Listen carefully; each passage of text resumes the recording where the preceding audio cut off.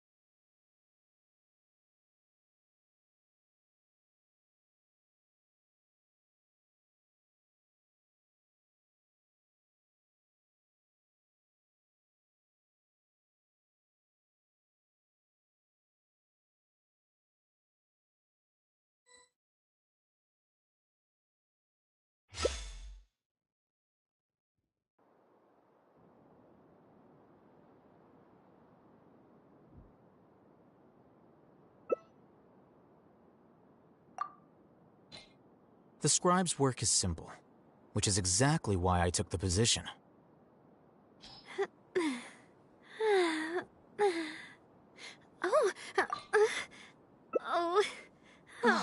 Who says you have to use scissors to cut clothes?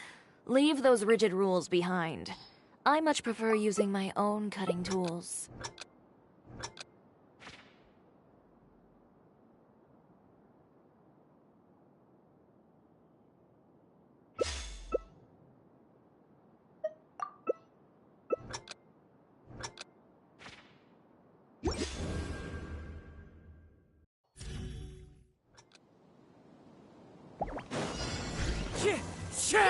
As one with wind and cloud!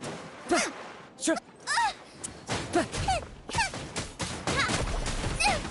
really hurt! Amazing! Let's nip that in the bud! Race you! Right hand into the fire! Clouds high, the birds call! I hear everything! Race you!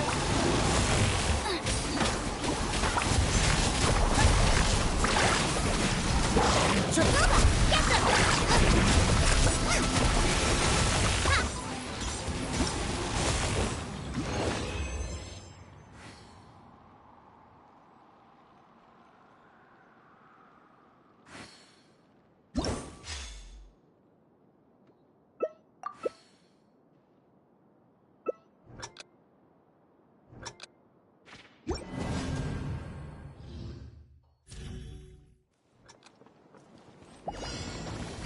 Want to trouble my hammer? Surf's up! Catch an epic wave!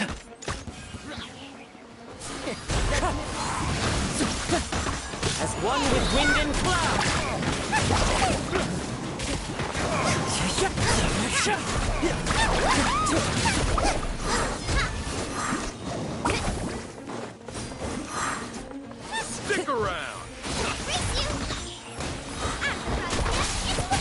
Clouds high. The birds call. That's close. Keep up.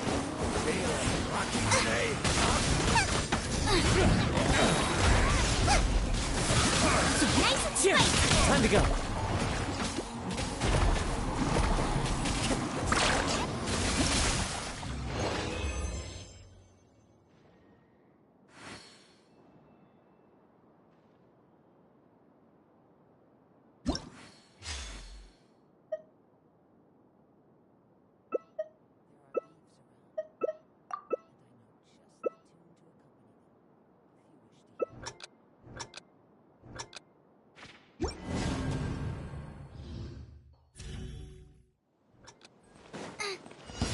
Show me your Put moves. up a good fight. Get them!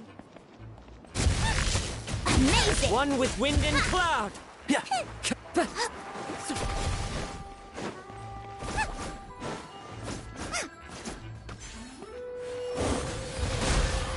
Let's nip that. Wind strike. Let's hope you put up a good fight. Here comes another.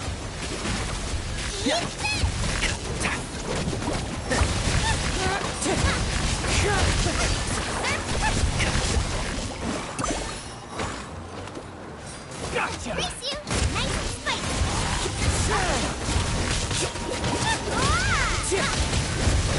Need a surfboard? Wind strike. Amazing!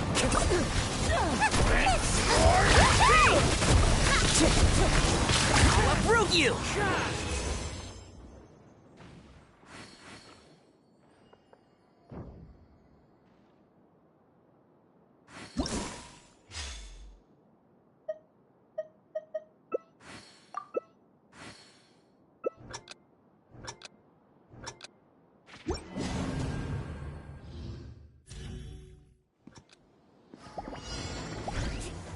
Let's nip that in the bud. One with the forest. Surf's up! Amazing!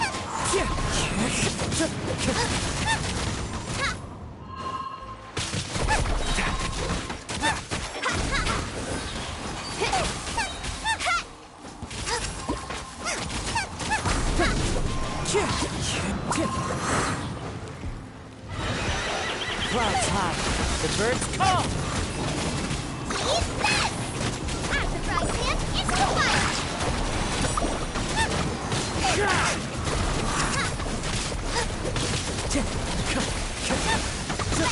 Wind strike. Fallen leaves. Adorn my night.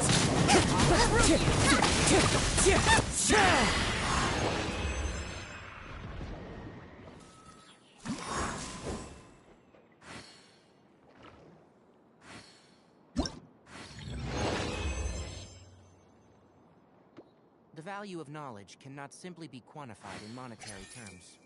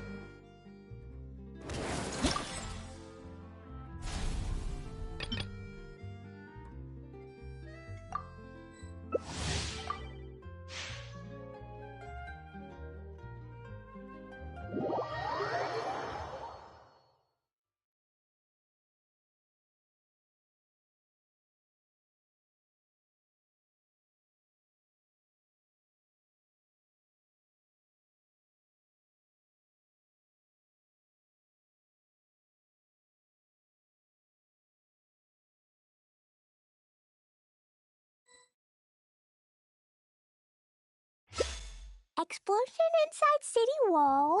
Grounded be thy woe. Explosions can hurt people. June can be dreadful. Mondstadt be bombed, Klee be doomed. Those are the survival rules that the Knights of Favonius gave me. These bombs, so heavy.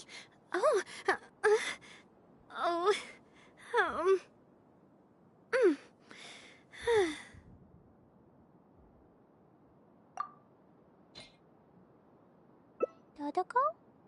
Dodoko, where are you?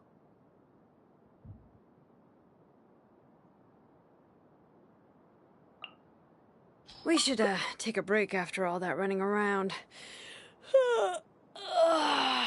Yeah, let's rest here for a bit. Being too popular can be such a Do you want to come hassle. fish blasting with me? I'll get grounded for a whole day, but it's way worth it because the fish...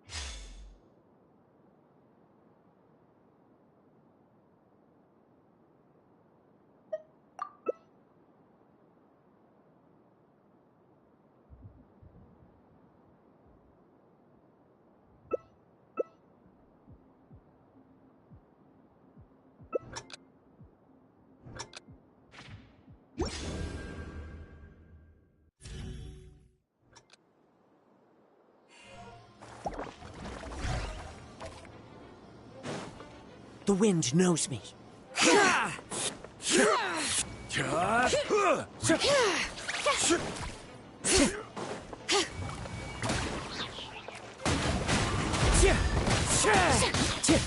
This is order. Let the world fly! Solidify.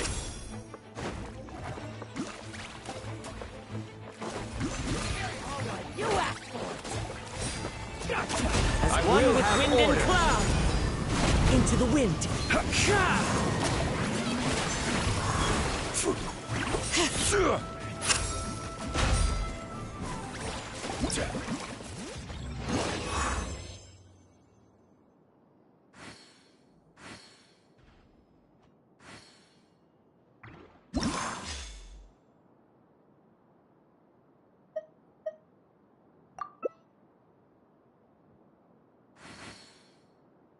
Tea parties are a must for the well-mannered.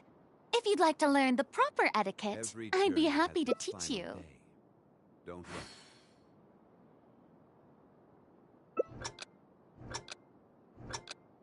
run.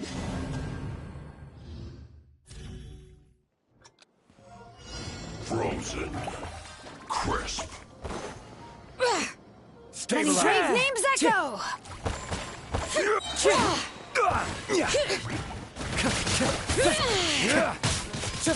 I will have order. One with nature. As one with wind and cloud. Hear the echoes of the valley! Order. Into the wind. Fallen leaves. Adorn my night. Let the mountains boil! Time to go. One with nature.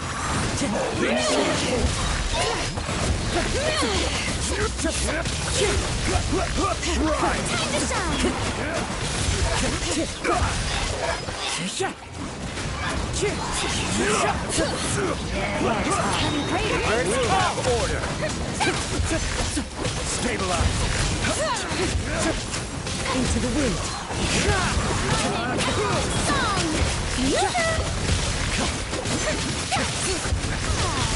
This is order.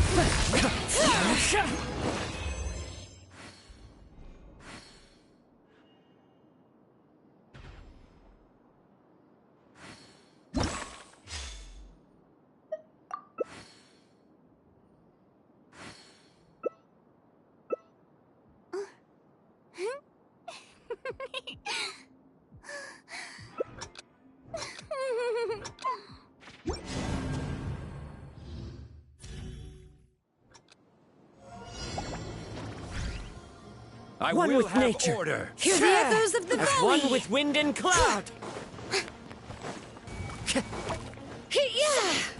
Gather.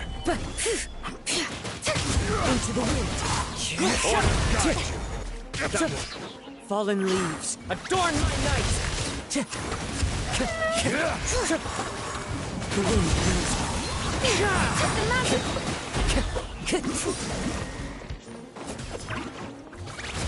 one with wind and cloud. One with nature.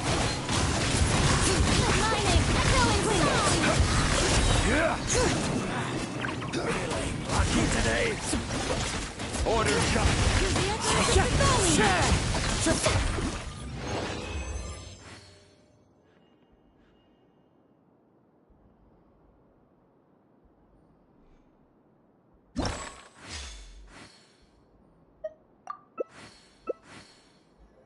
Where do you want to go next? If you'd like to see Leroy's tourist spots, Being too popular I can have be a few such a references. hassle.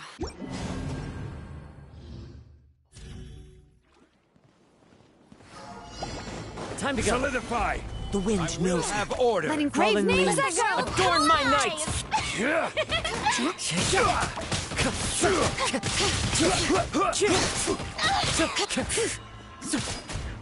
One with nature. Order guide you. Clouds high. The birds call.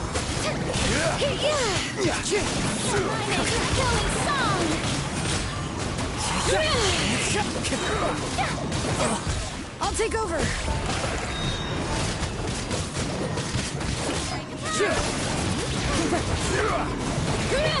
Into the wind.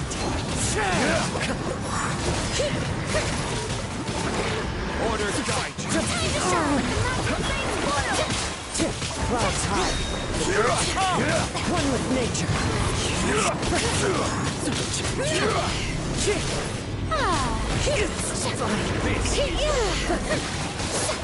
The wind knows it.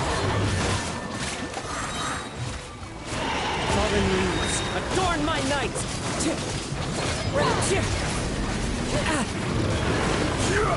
Into the wind.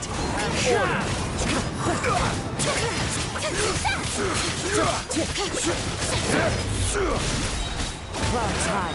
The birds call. The wind knows it. Mountain face boil. This is order.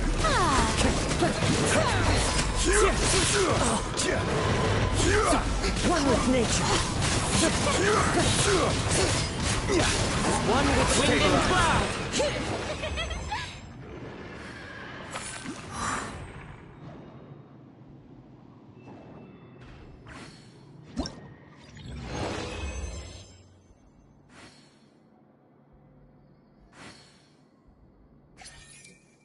Osmanthus wine tastes the same as I remember.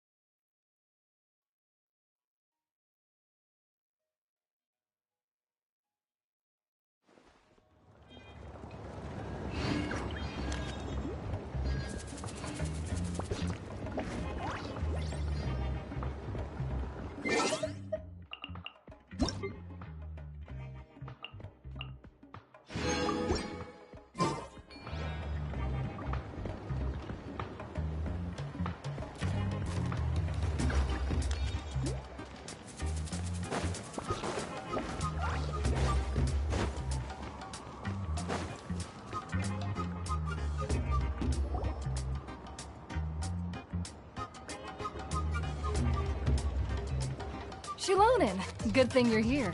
I'm wondering if I can... Oh, the shelf on the left, second row down, first X on the right. That one's yours. And the garden hoe belongs to Ignal, and the hammer is Pakal's, so make sure you take the one that's yours. I haven't even said why I'm here. But looks like you're about to head out for a break. Yes, but I am going to take it right here.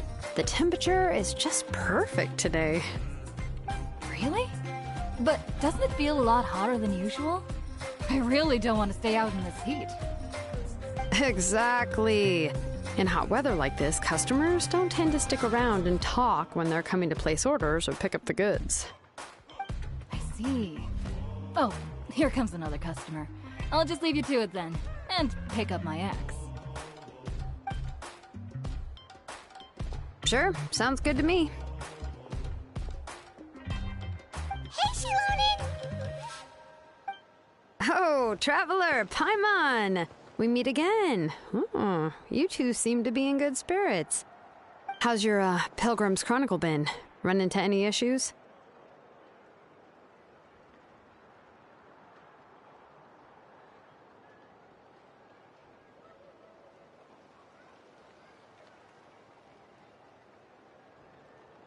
Oh, good. It was also my first time receiving a Pilgrim's Chronicle, even though I've already turned it over to you. There are still a lot of things that could go wrong, so I wasn't sure if there'd be any issues. Huh? So, what are the chances that something might still go wrong? Well, less than the chances of Mualani accidentally falling off a spirit way, I'd say. Oh, well, that definitely would never happen. I found the axe, Shilonen. Thanks a lot. By the way, Nichka's birthday's coming up real soon. Are you planning to visit her? I've prepared a gift, and was just getting ready to take it to her. You're not planning on giving the kid a full set of pliers again, are you? Or, let me guess, woodworking tools? Oh, yeah, I make these myself, and it's a lot of work. But if you like a set, I can make some time and forge one for you. Great! We often camp out in the wild, but a set of Shilonen's tools would make pitching a tent and starting a bonfire a whole lot easier. Well, still, I won't be giving Nichka any tools this year. She wrote me a letter saying that she'd like a copy of Tequil the Brave. The book is not what you call a bestseller, but luckily, I have a few copies in my collection. They were really old editions that were published a long time ago, but they should still be readable. Children her age love fairy tales. The last time I was at Fasoli's, I even brought Nichka. Wait. What did I bring her again? It must have been her favorite thing, but, why can't I remember it anymore?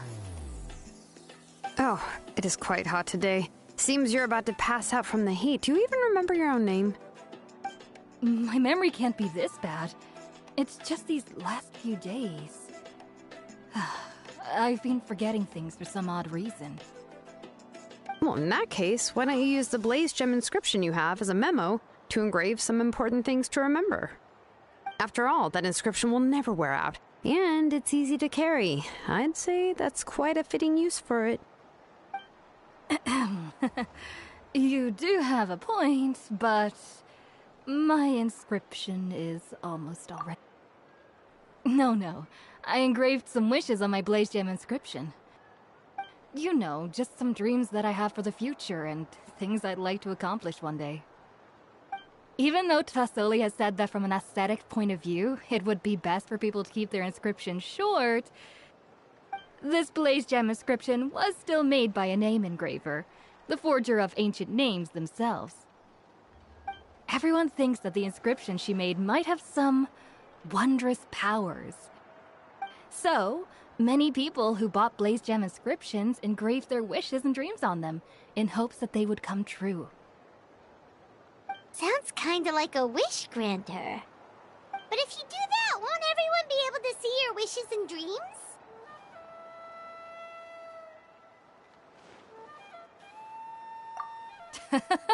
Don't worry. We usually ask Tlisoli to add the inscriptions for us.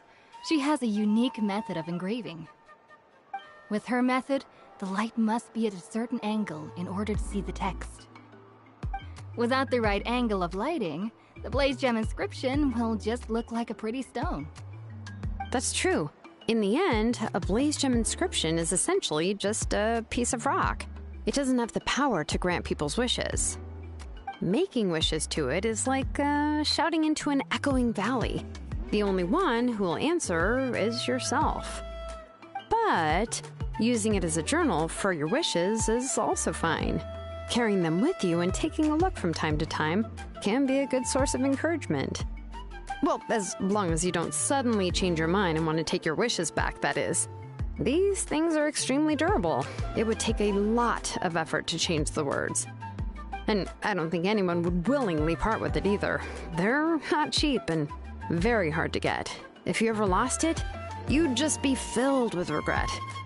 Still, it's really strange. Given Auntie's skill, how could it take so long for her to make one? Oh, well, I hope someone didn't give her an idea of making fewer and selling for more.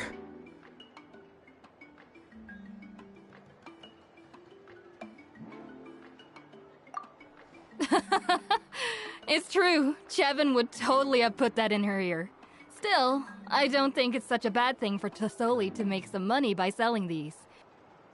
At least she and little Nachka are better off now, and won't have to worry about the cost of treating her illness anymore. I was really worried about their family at first, and was even planning to send them some...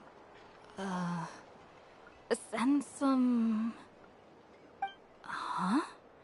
What was I planning to send to Nachka again? This memory of mine. All right, if you stay out in the heat for any longer, I'm afraid even the inscription won't be able to save your memory. You should, go back. Yeah, get some rest. Right. Right. Please give my regards to Tlisoli and Nachka.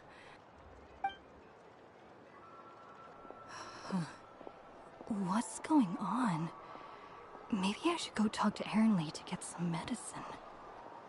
So you'll be going to Nachka's birthday party too, Shilonen? Oh, perfect! Then let's go together! Oh, yeah, sure, but I didn't expect you to know Tlisoli too. She hasn't been coming to the tribe much lately, so how did you get a chance to talk with her?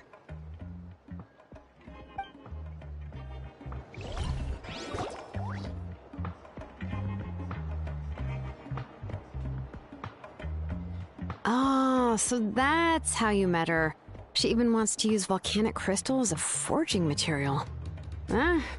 Guess she's really pulling out all the stops for her daughter.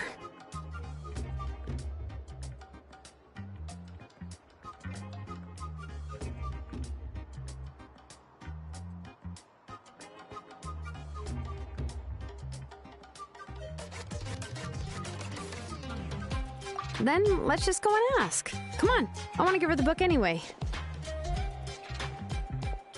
Huh? Wait a second, our birthday gift's supposed to be a surprise?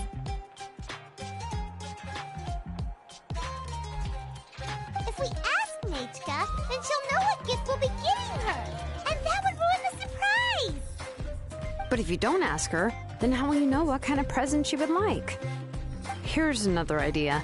Perhaps you can also give her a storybook based on what she wrote in her letter. That might be a good option.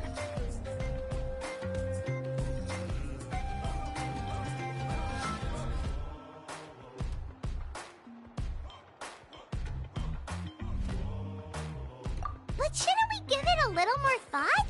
If we all give her books, it might seem like we didn't put much effort into it. Shilonen, have you really never asked her what she would like the most? There must be something else she'd like besides books. Unfortunately, no. Nachka's illness has kept flaring up over the past few years. Apparently, she couldn't do anything during that time other than rest in bed.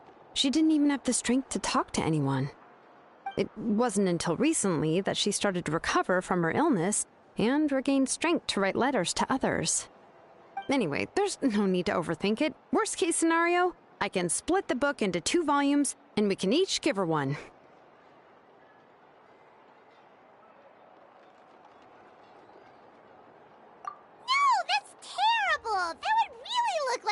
and try. Let's just go ask Nechka. Even though it would ruin the surprise, we could at least get her something that would make her happy. Anyway, could you tell us a bit more about the book that you're getting her? Is it really that unpopular? Well, it's a little difficult to explain. You see, there are actually two versions of To Kill the Brave. The premise of the book is pretty straightforward. It's basically about a set of twin brothers working to defeat a demon lord. But after defeating the demon lord, the older brother, To Kill, discovers that the king's spirit has possessed his younger brother, Remok. In the ending of the original story, the older brother kills his younger brother to defeat the demon lord, before jumping into a volcano.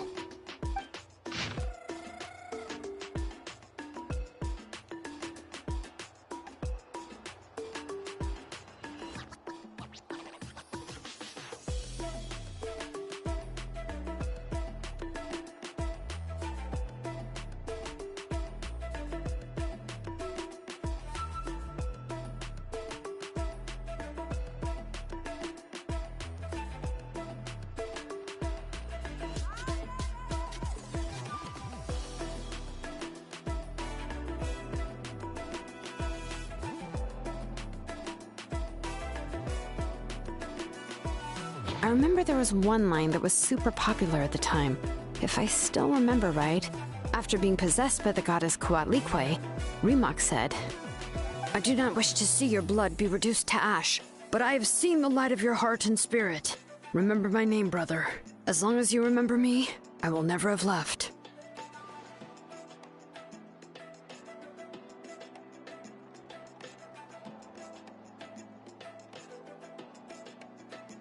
The other version was released only recently. The author heard a suggestion from someone and suddenly decided to try and make a stake in the fairy tale market, so the story was revised.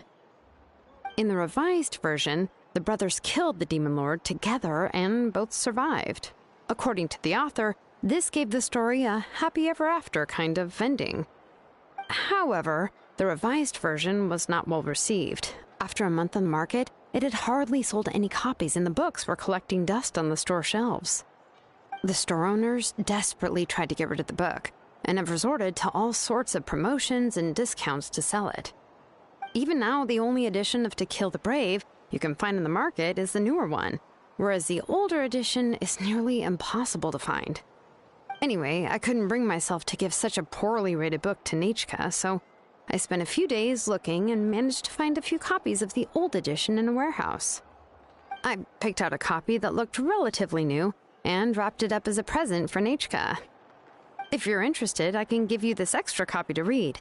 The pages are pretty old, though, so please be gentle with it. Oh, and here's a copy of the newer edition, too. They gave me a free copy when I went to buy some chocolatl. So that's how they're trying to sell off the book. Could it really be that bad? Even Paimon's curious now.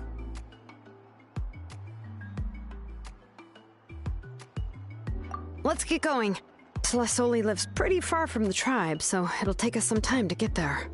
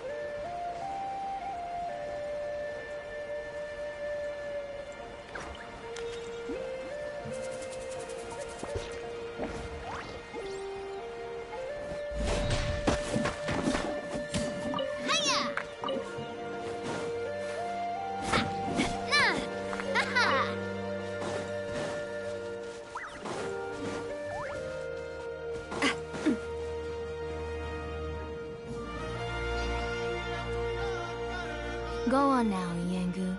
Nechka is still resting. Hey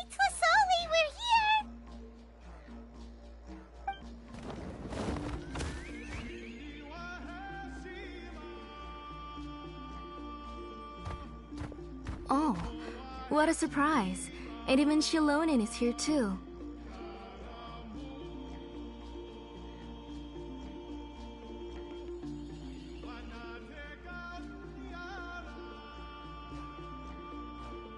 Oh, it's been a while since I've seen you, Auntie. I received Nechka's letter. She wanted a copy of To Kill the Brave, right? Well, I've brought the book for her. There are several editions of the book in Natlan, and I wasn't sure which version she'd prefer. I asked a messenger from the Scions of the Canopy. It seems this softcover edition is one of the most popular options, so I brought it for Nechka. You haven't changed a bit, Shilonen. Let's go inside. I was just boiling some chocolatl, so you can all try some. Shilonen used to love drinking chocolatl. When she was little, she would always have several cups every time she came to visit me. You were already a big girl by the time I finally had my Nechka. Alright, for now let's... Oh, Auntie, let's go inside. Traveler, please help me get her into the house.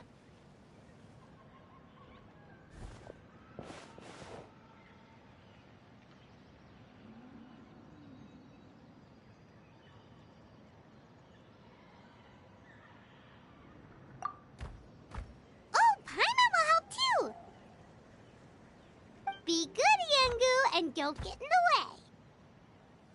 way. All right, let's get indoors. Watch your step, Auntie.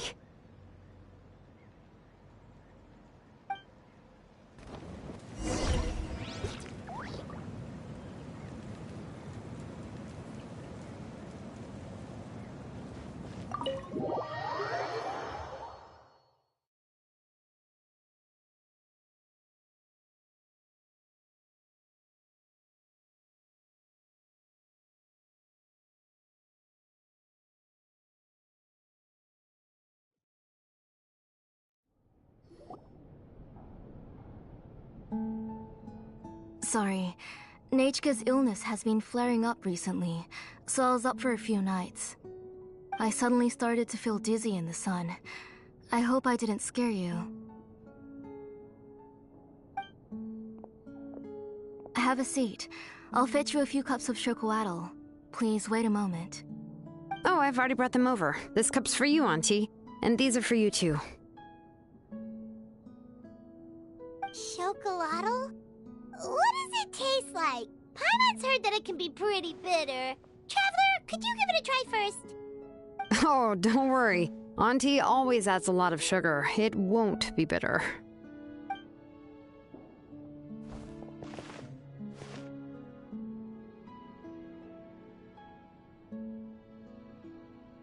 The last time you came to visit, you were still just a kid.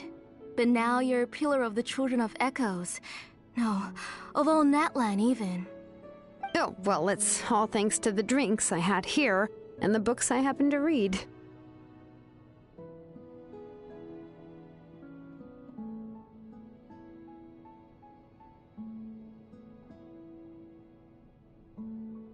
We heard that you two are from the same tribe, but Paimon had no idea you were so close. When I was little, my parents were always talking about how skilled Auntie was at forging ancient names and how she was a good role model for the rest of us. The moment I became idle at home, they would toss me into Auntie's workshop to watch and learn. Then I would have your parents go back, boil you a pot of chocolatl, and let you play in the house. Yeah, and then I would drink and listen to you banging away with your tools in the workshop. But eventually, she moved out of the tribe to find some more space, and I didn't have the chance to visit again after that. But why did you seem so familiar with the place when you went to the kitchen for the drinks just now? Because the layout of this place is identical to her old house. Let me see. Yeah, that should be Nechka's bedroom then. That's right. I remember you used to hunker down in the room to read and draw. But you're all grown up now. Even if you wanted to live here, I'm afraid you've already outgrown Nechka's bed.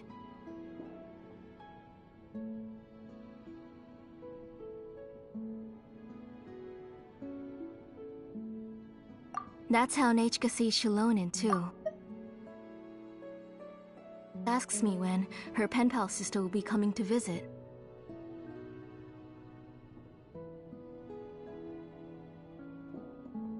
Well, yeah, I'm here now, and even brought a gift as an apology. I'll leave the book here. You said Nechka asked you for the book? I hope it wasn't too much trouble to get. Really, I'm surprised that she even asked you for a present. When she's at home, she'd even ask me for permission to eat some snacks. Maybe I've been too strict with her. She's obviously starting to like her big sister more than her own mother. Oh, really? Well, I'd say I really haven't done enough to deserve the title of Big Sister. Yeah, I wasn't able to help her when she was sick, and I didn't even come and visit her that many times. Well, the only thing I have been able to do is to help her find some books. Don't be too hard on yourself, Shilonen. You have great responsibilities as the name engraver of the tribe. We both know you are far too busy to take care of her. The responsibilities on your shoulders also became far heavier when I gave up on my work. You just had more important things to tend to, Auntie. No one in the tribe blames you. We all know that Nechka needs her mother's care. But that doesn't change the fact that I gave up on my work. And even now, I still have not found the courage to pick up my hammer again. I'm sorry to leave you to shoulder all the responsibilities alone, Shilonen. Oh. Ooh, why so somber all of a sudden? Don't be so sad, everyone! Hasn't Nechka gotten better lately? Oh, relax, Auntie. I can handle the work. But once Nechka is back on her feet, you should get back to work and let me have a vacation. You'll be the one who's busy then, and I'll be sitting at the side drinking chocolatl and cheering you on. If that day really comes, you can have as much chocolatl as you like.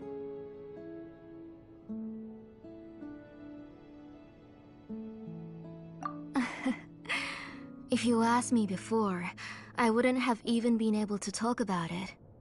But now that she is gradually recovering, I've also gained some courage to face what happened back then. Nechka's illness actually originates from the Abyss. That night, I was in the tribe, having a discussion over the forging of new ancient names. Before we could finish our discussion, the alarm started to ring outside. A horde of monsters from the Abyss suddenly attacked the tribe, so everyone banded together to fight them off.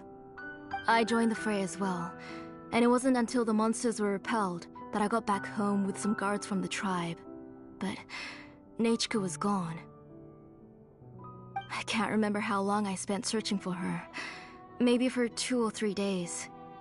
In the end, we found Nechka at the bottom of a short cliff. She was holding a dried-up embercore flower in her hand, and there were traces of abyssal corruption around her wounds. I know. It was all my fault. Before the incident, Nechka had asked if I could forge an ancient name for her. Work was busy at the time, so I told her that if she could find an embercore flower, I would use it as material to forge her an ancient name. Oh, Nechka, my daughter. My Nechka. I was holding her in my arms, but no matter how many times I called her name, she wouldn't open her eyes and look at me. I was the one who decided to move my workshop to the outskirts of our tribe for work, and I was the one who left her home alone. Oh, my daughter. My Nechka. Why do you have to suffer like this? Whoa, hey! It's okay, right? Nechka's getting better. She already has the strength to write letters now, doesn't she? Well, Shilonen has even brought her a gift. Sorry. I just can't control myself whenever I remember that time. Phew. All right. It's not every day that we get guests. I really shouldn't be crying like this. I asked someone to buy some ingredients for me. So, why don't you stay for dinner tonight? I'll make some shrimp bisque, grilled fish and mint sauce, and tower tacos. We'll help.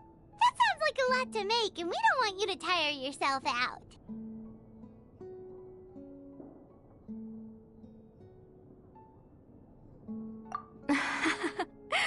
Thank you both, but don't worry.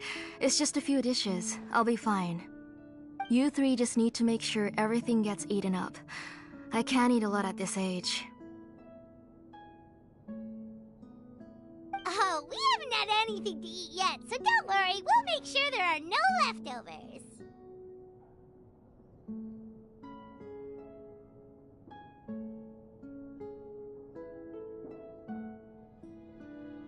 Ah, it just occurred to me that Shilonen likes to eat cheesy crab hot pot. Why don't I make that instead of the grilled fish and mint sauce? I remember you don't like picking out fish bones. Nah, both are fine with me. I've learned to just chew up the fish bones now. Oh, come on now. If you don't want to pick out the bones, I can just take them out for you. Anyway, for dessert, would you like a cup of grain fruit or chocolate? Cup of grain fruit! How about a cup of green fruit mixed with chocolate? Okay, got it. I'll go start cooking, but could you do me a favor in the meantime? I ordered a bunch of ingredients, and they should be here any minute now. Would you go check by the door and see if they were already here? If so, please bring them in. Come on, Shilonen. Stop lying around. You shouldn't nap before dinner. It'll ruin your appetite. Hey, I'm not a kid anymore, you know. You don't have to worry about my appetite. That's beside the point. If you don't watch out for your health while you're still young, then when you get older, you'll... All right. I'm getting up. We'll go check on the ingredients with Shilonen. It isn't far, so it shouldn't take us long. That kid.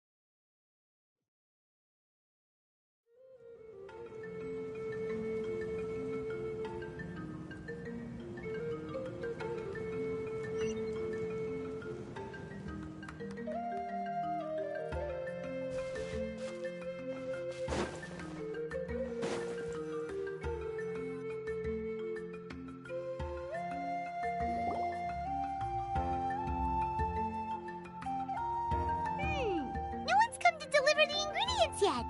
Paimon thought we'd see someone come flying down on a Yunkasaur as soon as we came out. A messenger from the Scions of the Canopy wouldn't be flying here. They usually come climbing down the cliffs nearby. No need to look. There isn't anyone on the cliffs.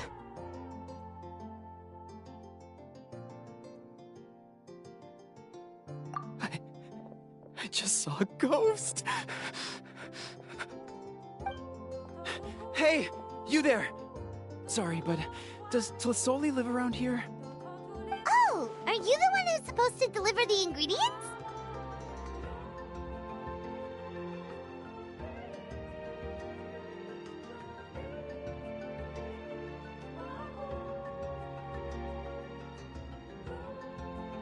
Ingredients? Are you kidding? I was nearly eaten myself! Never mind that now. Those monsters are still hot on my heels. Please, you've got to help me! Shilonen, where'd she go? Whoa, she's already gone up to fight the monsters? Let's go help her out!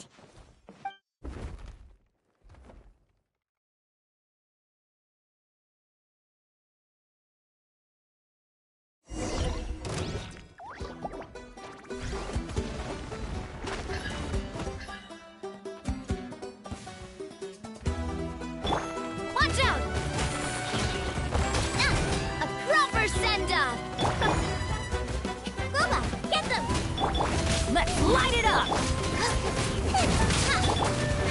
I'm going in!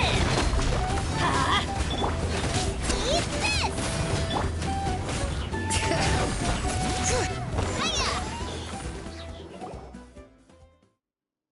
All right, that should be it for the monsters. Yeah, it was easier than I thought.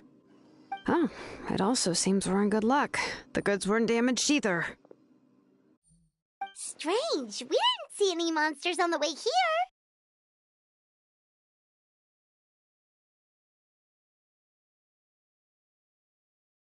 Yeah, right.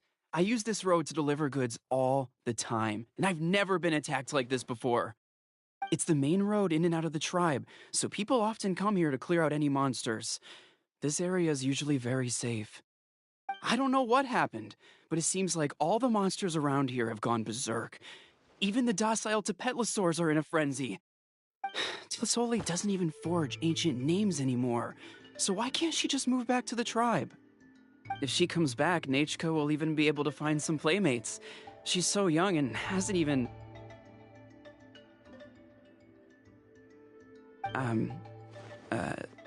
Nachka's playmates. No, wait, I feel like my kids have played with her before. They've even told me about Nachka's favorite game. If I remember right, it was... strange. I always remembered it before. How could I forget all of a sudden? Look at that! He has a Blaze Gem inscription too!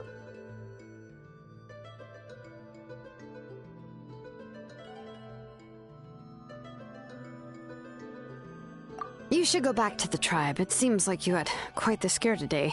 We'll take the ingredients back for you. I'll carry these bags, and you two can carry the rest.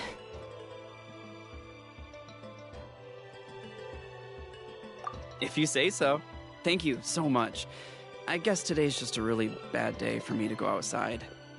That's so weird. Why is everyone we run into today having trouble remembering stuff?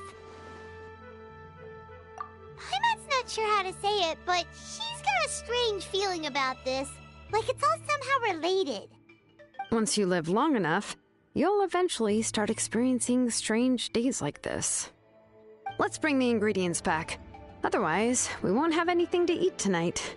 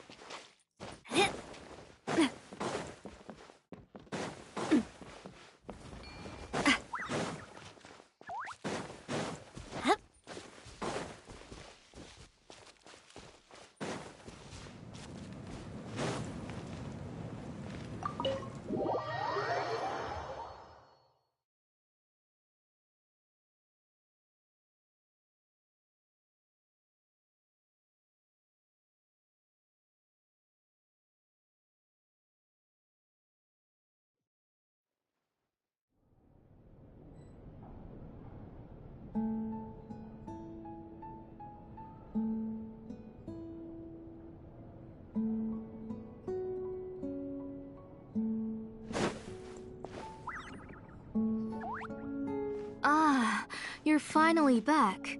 What took you so long? I was starting to worry.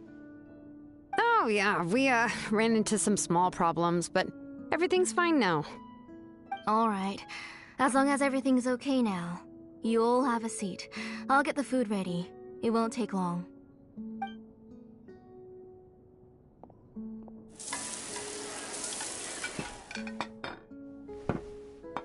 Whoa, there's so much tasty food! You're amazing, Tlisoli!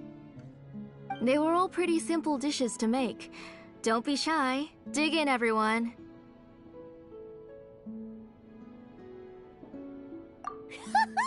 Paimon will help herself.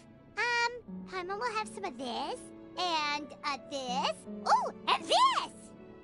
Ooh, yeah. Can I get another serving, please? You're done already?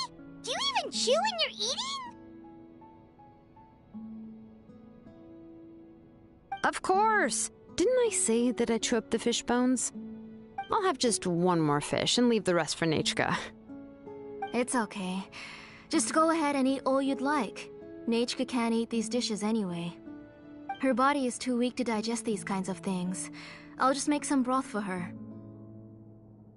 Oh no, but Paimon thought she'd already recovered from her illness. Injuries caused by the abyss cannot be undone. The doctor said the fact that she's stable is already quite a miracle. But it's okay. Nechka can talk to me now and can even hold my hand. That's more than I could ask for. Even if she will never again know that I am her mother. What do you mean? The doctor said the abyss has had an irreversible effect on Nechka's soul. She's lost all her memories from before she was injured. The doctor also said this sort of memory loss isn't like simply forgetting something. Rather, she can no longer remember anything from before that fateful day. Huh? But how does that happen?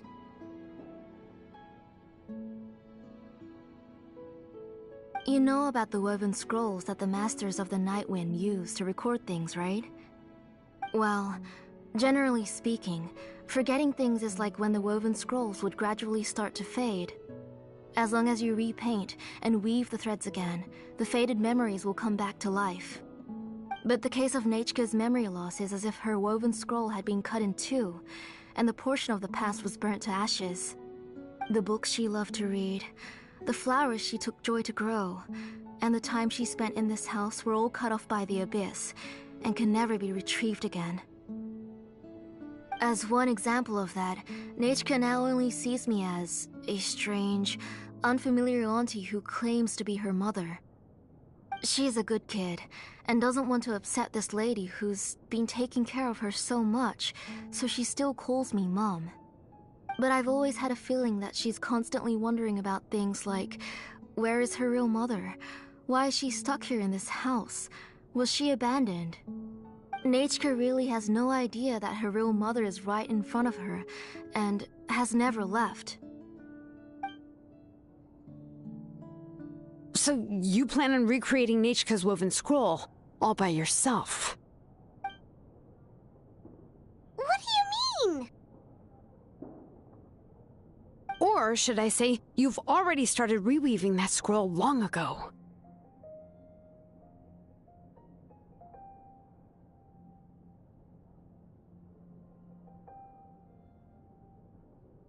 The delivery guys. I saw it hanging from his waist, so I asked to borrow it from him. Don't worry, I'll return the inscription to him once we've figured everything out. These things aren't cheap, after all. When did you know? Yeah, I noticed it back when Blaze Gem inscriptions suddenly became popular among the tribe. It was then that I also noticed that everyone wearing Blaze Gem inscriptions had varying degrees of memory loss. Traveler, you've picked up on it too, haven't you?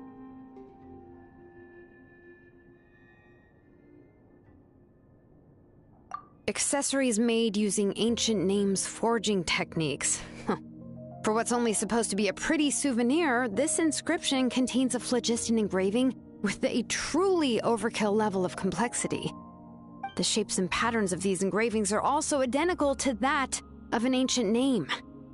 By making just a few slight adjustments to the layout and connections of the main pattern, you can pretty much qualify this Blaze Gem inscription as a bona fide ancient name.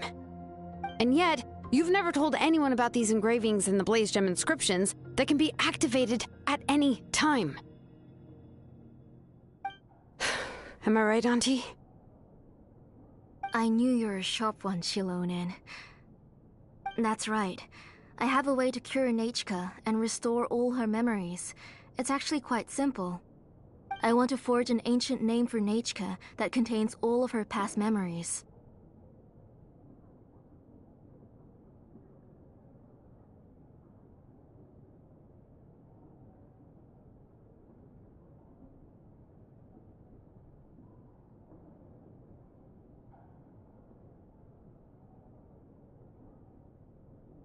And the reason they must be approved by the Wyab is because the memories they bear are all stored within the ley lines.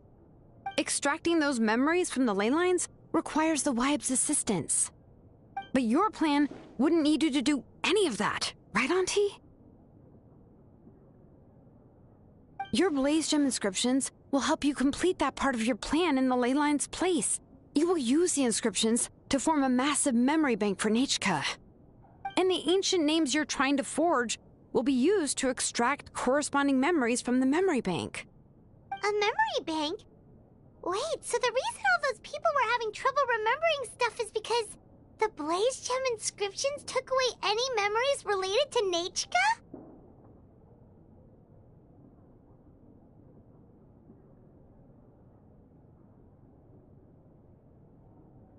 Using other people's memories of Nechka to reconstruct her past? This is the first time I've heard of such an idea.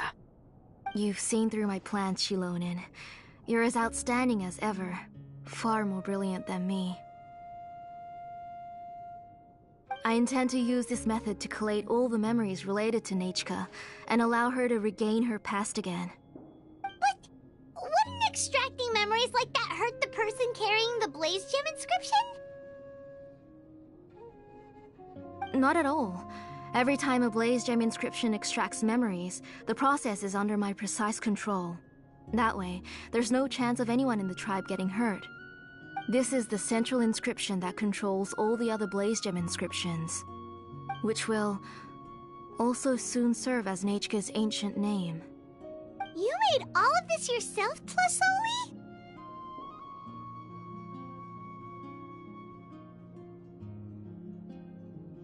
Yes, it was lots and lots of work. It was truly exhausting. Or perhaps I've just grown old. You saw it yourself. I nearly fainted just from being in the sun. I could collapse tomorrow, or even in the next few moments, but Nechka's ancient name is still far from completion. I've solved the issue of storing memories, but I still don't know how to connect Nechka up to this central inscription. I thought you just modify your own ancient name. I considered it, but this matter doesn't have anything to do with my ancient name. It's of no help to me, and I don't need its help now. You know the price to pay for making something like this. Yes, I do. But as long as I can get my Nechka back, I'm willing to do whatever it takes. Otherwise, Nechka won't have any chance of reclaiming her past once I'm dead and gone. She won't remember me, and she won't even remember why her name is Nechka. When that time comes, she'll be left to drift around the world all alone, unknowing of where she came from or where she should go. She is my daughter, the one to whom I gave the Nechka name. Whether it be as her mother or as a name engraver, I can't simply stand by and let her name disappear. Shilonen!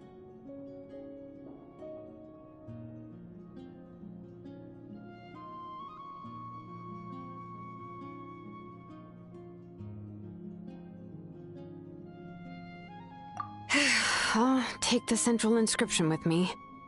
I'm going to completely disassemble it to confirm its components and uses, and I won't make any promises until I've checked everything. Say goodnight to Nechka for me, Auntie. Oh, wait. I've also finished the inscriptions for the Traveler in Paimon. Let me fetch them for you.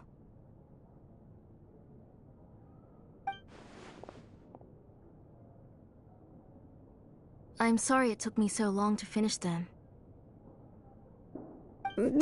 Hold on, Auntie. The Traveler and Paimon have never met Nechka before, so you can't draw any memories from them. That wasn't my intention. They're just ordinary gifts. Please, take them. Huh? What was that noise? Nechka must have woken up and wants to get out of bed on her own. Sorry, I'll go check on her first. Nechka, don't try to get out of bed. Just tell Mom if you need anything. You go ahead and take care of Nechka, Auntie. Let's go, Traveler and Paimon. There are a few things I want to tell you.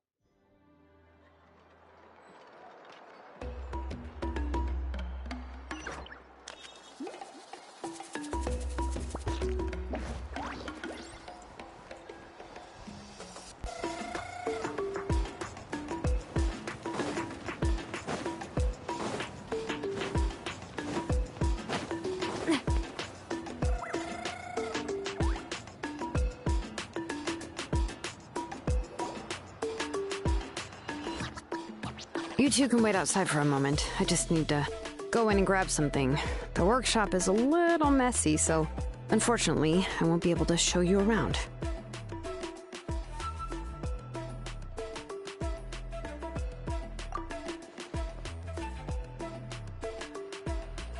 Oh, yeah, that's not really what I mean. It's not the mess that's really the problem.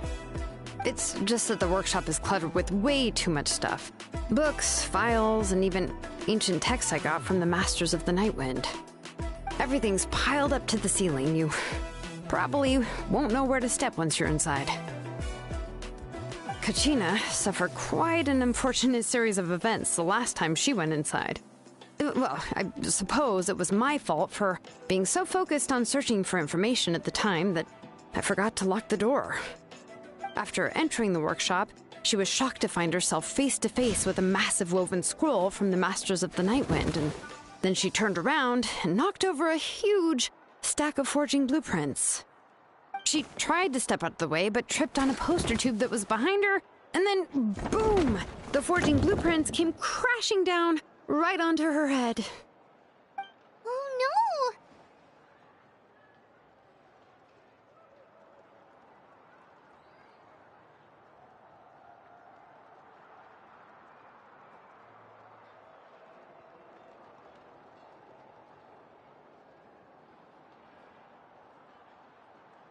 She's lucky I noticed in time. I found Kachina in a daze and managed to save her before an entire set of the history of the Children of Echoes was about to bury her. I then dragged her up to the second floor. Ever since then, Kachina always waits outside the door and doesn't dare take a step in whenever she comes to see me.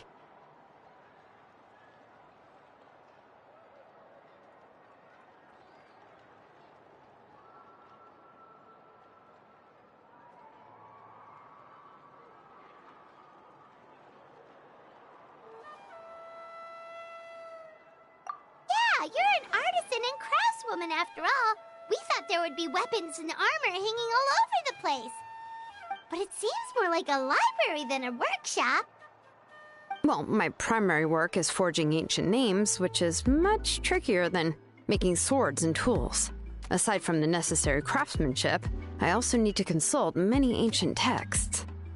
You probably already know that each ancient name represents a certain spirit, behind which are countless related stories to support it. In other words, the essence of an ancient name is the physical manifestation of a certain spiritual will. And as a name engraver, when I'm working on a new ancient name, I'm not only trying to give it a physical shape, but more importantly, I'm also trying to understand the spirit contained within the name. And to do that, I have to collect as many related stories as possible and read through them all. But, as you might know, people tend to add a lot of extraneous details when it comes to stories about themselves. For stories that have been clearly exaggerated or altered, I must gather other related stories and information as cross-references. This way, I can filter out all the absurd and exaggerated details and restore the person's life to its true nature. Only in true stories can you find the authentic spirit. And this is the only way for the spirit to become an ancient name that matches its essence. We've heard about the concept behind ancient names before, but after hearing you explain the details, Paimon can't help but think that ancient names are really powerful. Well, no matter how powerful ancient names could be, they would never be able to suddenly turn into a blade or allow you to smash through an entire cliff in one punch. It's just a form of spiritual power that's passed down from generation to generation. It doesn't have those kinds of physically tangible effects. Well, take your own names, for example. From the moment you appeared in this world, some person had already prepared a blessing for you. And that person then condensed this blessing into your name and gave it to you as a gift. It may feel like the moment you received your name is already in the past, but it will always stay with you and move with you in the future. Names are blessings for the future from people standing in the past. Well, that's what Auntie once told me. With this blessing, people will become more confident as they walk into their future. To put it another way, it's like having a lamp in your hand as you walk through the darkness of night. Oh, Paimon gets that! If you're alone when you're walking in the dark, it's easy to get scared and tired quickly. But if someone else is walking with you, then it won't be nearly as scary. And, well, you might still get tired, but it'll still be a whole lot better than walking alone. The Traveler always has Paimon by his side, though, so he'll never have to worry about that. Oh, Paimon sure many wish they could be in your shoes, Traveler.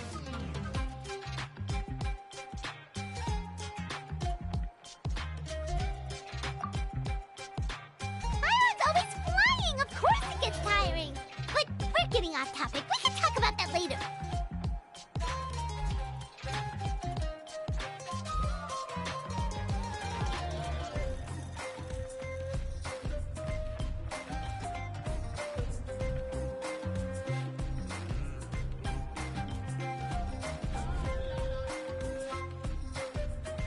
Anyway, this is what Clisoli told me when I was training as a name engraver.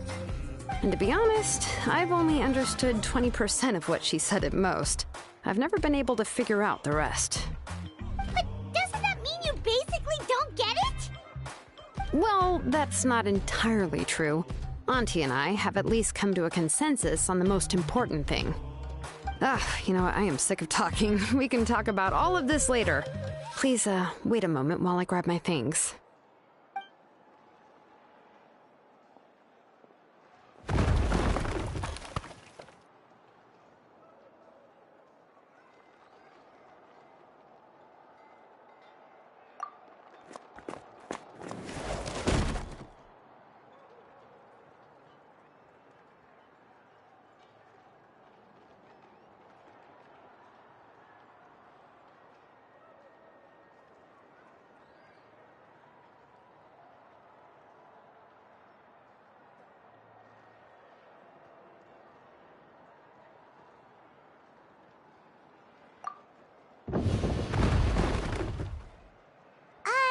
Did you hear a whole section of something collapse in there just now? It's fine, it's fine. It was just a bunch of very old ancient name records. I've already made copies of them. I, kept this set of phlogiston wedges in the back, so it wasn't easy to take out. I had to resort to brute force. Come on, let's go disassemble the central inscription. It shouldn't take long.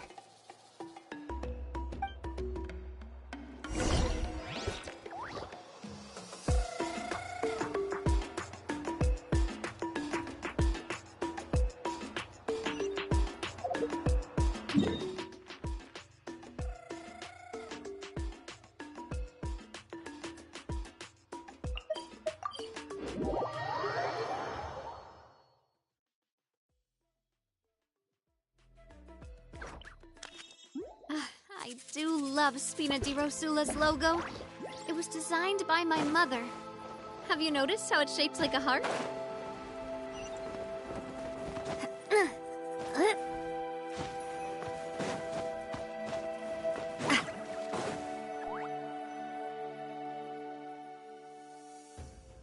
Here we are.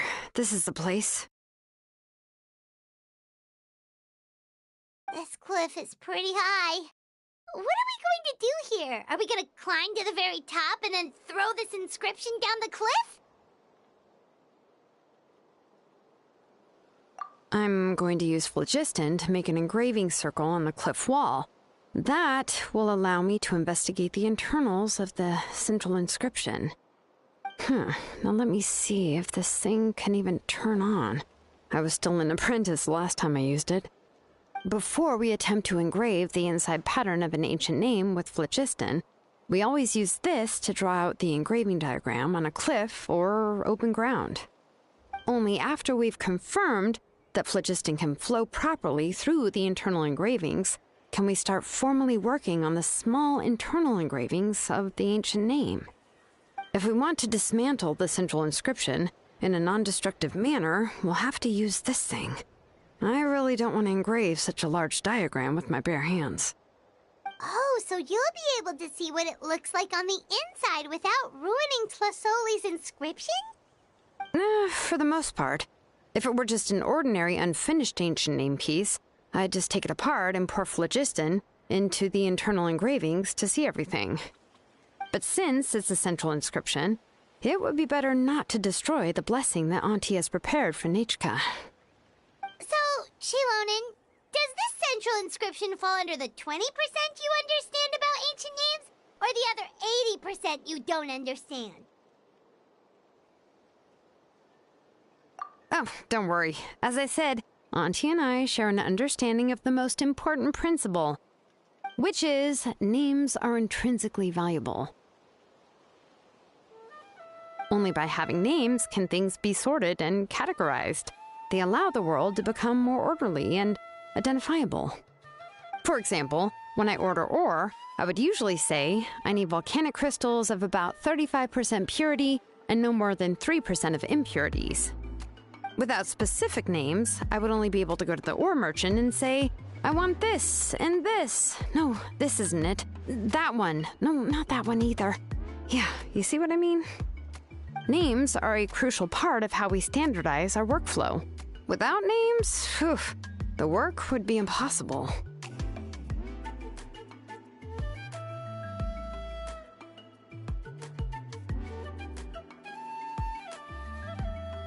Yes, because forging ancient names is first and foremost a technical job. There's no debating that. As for the question of why it's important, as long as it does not affect your ability to perform your work, you'll gradually understand it as you put the process into practice.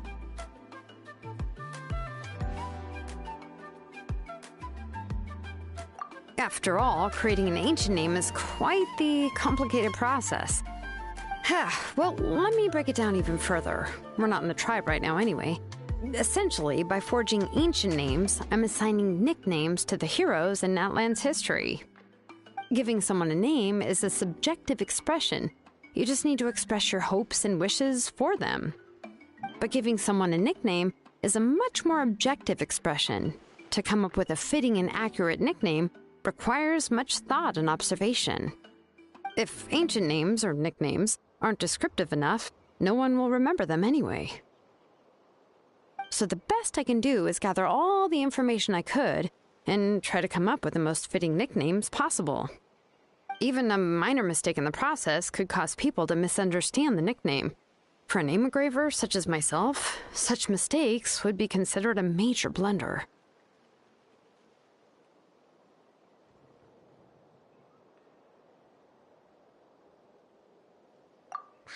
Trying to come up with a nickname for Shilonen. Besides, all of Paimon's nicknames have been very descriptive. Everyone can remember them. Phew. Now I'm curious. Why don't you, come up with one for me? Are you serious? Of course. This is also my line of work, you know. Go ahead.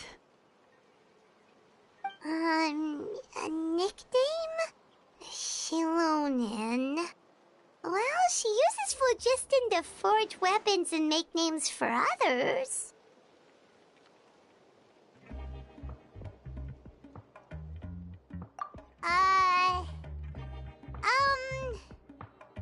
Smith? Yeah, not bad. And quite fitting, too. I'll remember it. But, you should keep observing my work, Paimon. Maybe you'll come up with an even better nickname. Right, okay. Time to make like a smith and start smithing. Watch closely.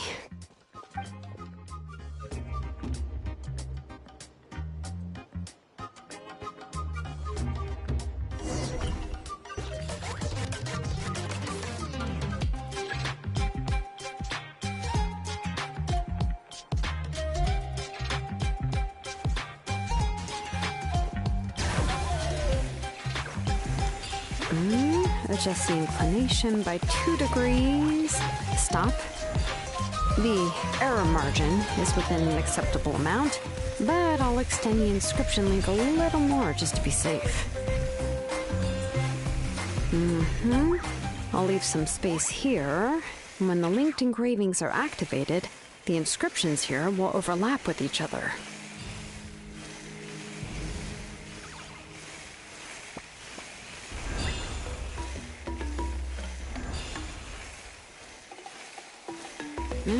There. That should complete the flow.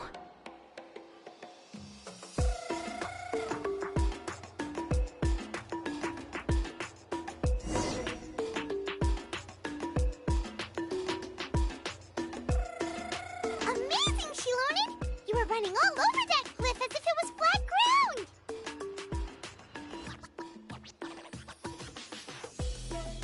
Oh no, it doesn't have anything to do with my tribe. It's just the phlogiston adhesive I have on my shoes. But after all that running around, I'll have to infuse them with more phlogiston again. Huh. I should prepare a spare supply of phlogiston to bring with me next time.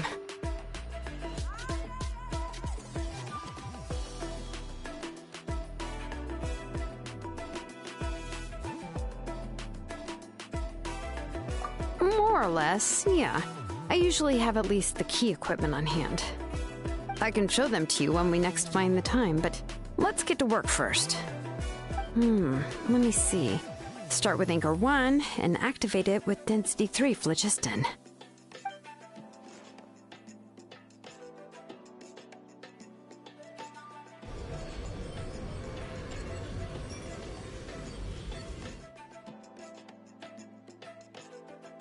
Whoa! A super huge diagram just appeared! Tlasoli's central inscription is even floating!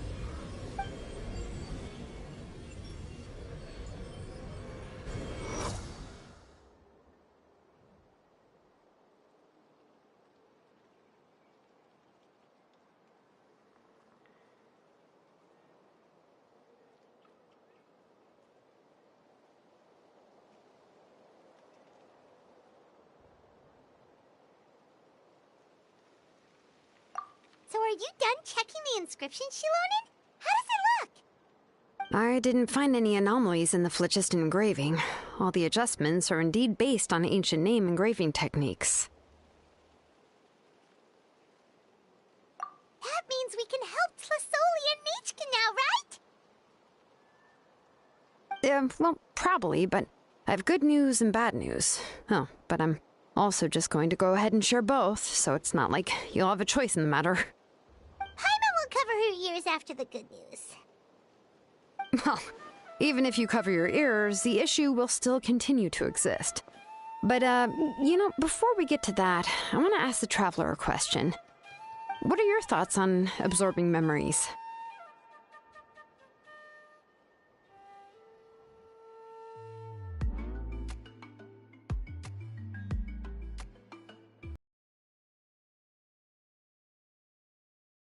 You'd say. But if you ask me, there's a problem with what Auntie said. It's hard to control the absorption of memories. Technically speaking, this type of inscription has the power to do far more than absorb memories related to a single person. By herself, Auntie can't handle that level and scope of work, but if she has accomplices, it is completely possible for her to use this inscription to accomplish far bigger things. Accomplices? You make it sound like she's committing a crime! Well, here's the good news. Yes, this Blaze Gem inscription would be the perfect tool to commit crimes, but we haven't found any accomplices or signs that she intends to put it to such uses. From a purely objective standpoint, we can consider that possibility as yet to be confirmed for now. The bad news is, there's still an underlying problem with this blaze gem inscription that cannot be ignored. I believe I've mentioned this before. Ancient names operate with the help of the Wyab, granting them the power to read information kept in the ley lines. In this process, the Wyab actually function like relays, helping the ancient name bearer sense the information from within the ley lines. If you remove the Wyab from the process and don't use any tools, then finding a specific story is akin to trying to scoop up a specific grain of sand from a rushing river.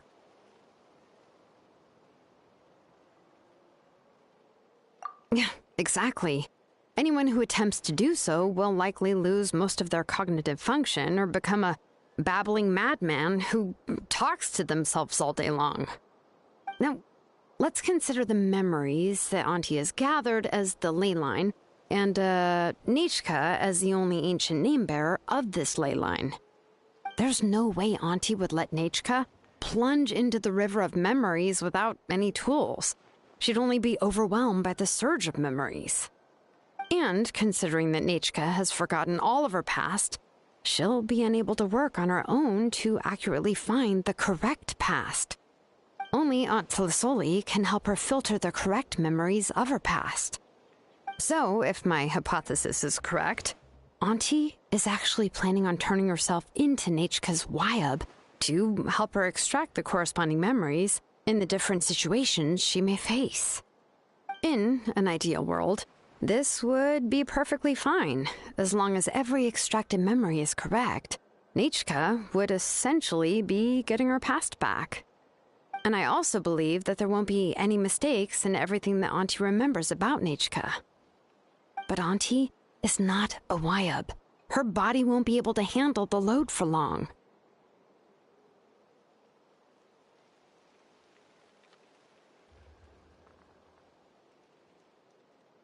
But how can we solve this problem? No matter how we try, Tlisoli will...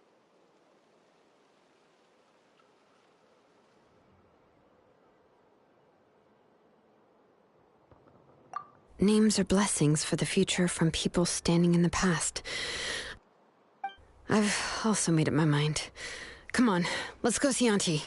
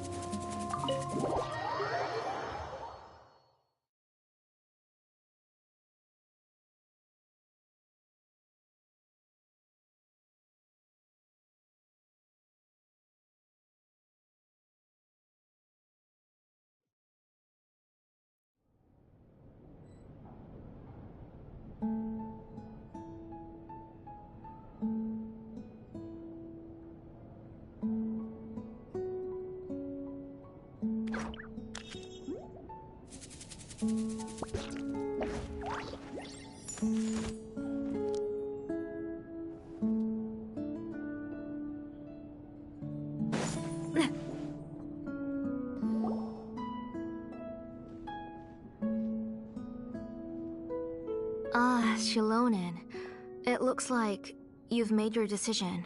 Am I right? Yes, here's some research that I've done. You can reference it to modify the way the central inscription operates. I'll also help you continue working on the Blaze Gem inscriptions, but I must have complete control over all the inscriptions and the ability to oversee their uses. The memories that can be absorbed by the inscription will be limited solely to Nechka's past. We'll plan a set time frame together from which the memories can be drawn from shortly. If you attempt to extract any memories beyond this scope, then I'll consider that as committing a criminal act and halt all work related to the central inscription. After the memory bank is constructed, the Blaze Gem inscription's absorption functions must be stopped immediately. Only functionalities for outputting memories will be kept. I accept. Thank you, Shilonen. I really... Auntie, you know I can't stand it when you do this. If you needed my help, you should have just said so. There's no need to beat around the bush like you did. Using technology for ancient names to forge other things without permission is no trivial matter. Yes, it's a major departure from the technology's intended use, but it's nothing compared to a child who needs help, compared to a name that's about to be lost. But once this is all over, you must come with me to see Pakal and discuss everything that happened. That's fine. I'm willing to accept any punishment for my little Nechka. All right, let's clear off the table and come up with a plan. I need some time to consider how to let Nechka control the Blaze Gem inscription on her own and extract the memories from her past. Oh, by the way, did you give the book to Nechka? How could I just hand her a birthday present that you specially brought for her? I've picked out a box and packaged it up. Wait till her birthday and then bring it to her. It'll be a nice surprise. No, it's just an old book. There's no need to...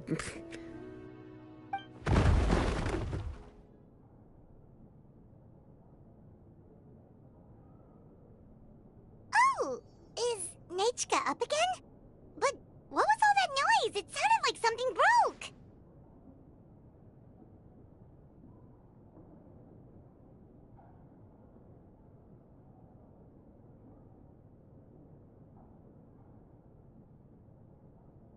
Uh-oh.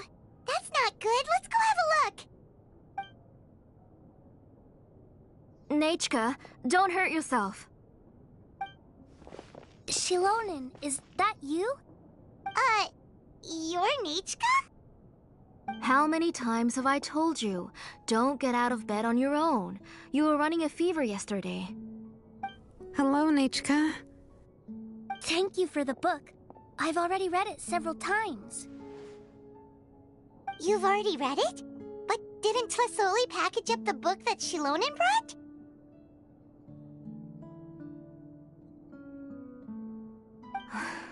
No. She's all mixed up. The one she read isn't from Shilonen. It's one I bought for her before. A few days ago, she told me she wanted a book. I know nothing about these kinds of books, so I had no choice but to go to the tribe and look for a copy. I eventually found one and bought it for her. I put it in her room once I got back. Soon after, she suddenly developed a fever. I was so busy taking care of her that I forgot about the book and even forgot that she had asked you for a gift. Auntie, do you know which version of the book you bought? Which version? The shopkeeper said it was the one with the perfect ending to the story. Apparently that's the only one you can find on the market now.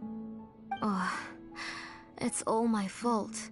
You wasted your money and now it won't even be a surprise. Oh, it's all right. It's just a book. As long as Nechka enjoys it, that's what matters.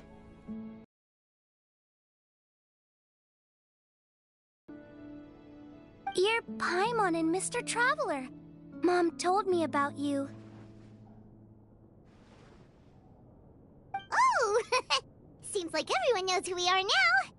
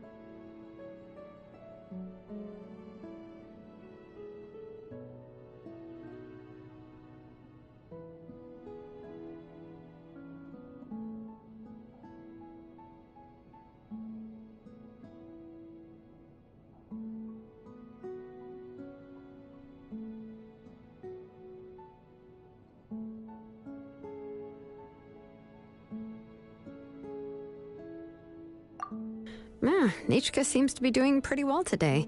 Since she's been stuck indoors for the last few days, why don't we take her out for a walk?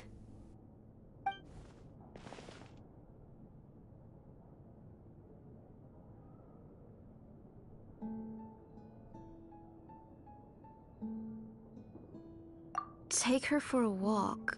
But considering her condition, I don't think she... Oh, don't worry, Auntie. She'll be safe with the Traveler and me.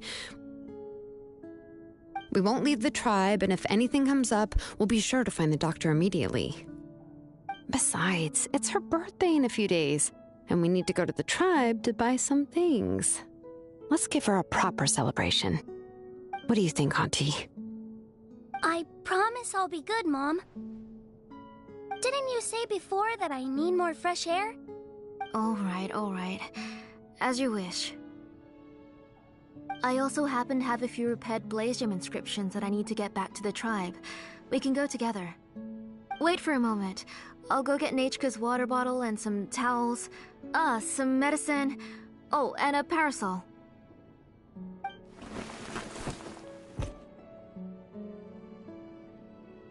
Talk about being prepared.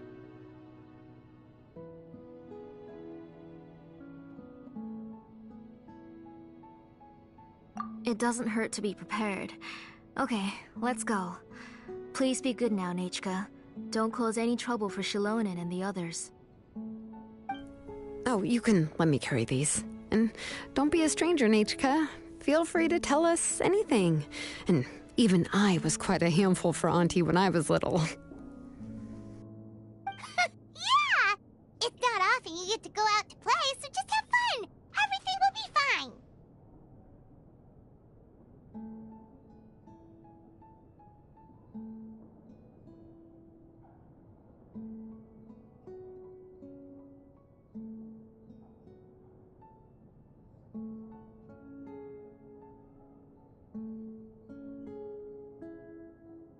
Okay, thanks everyone, and please don't worry, Mom.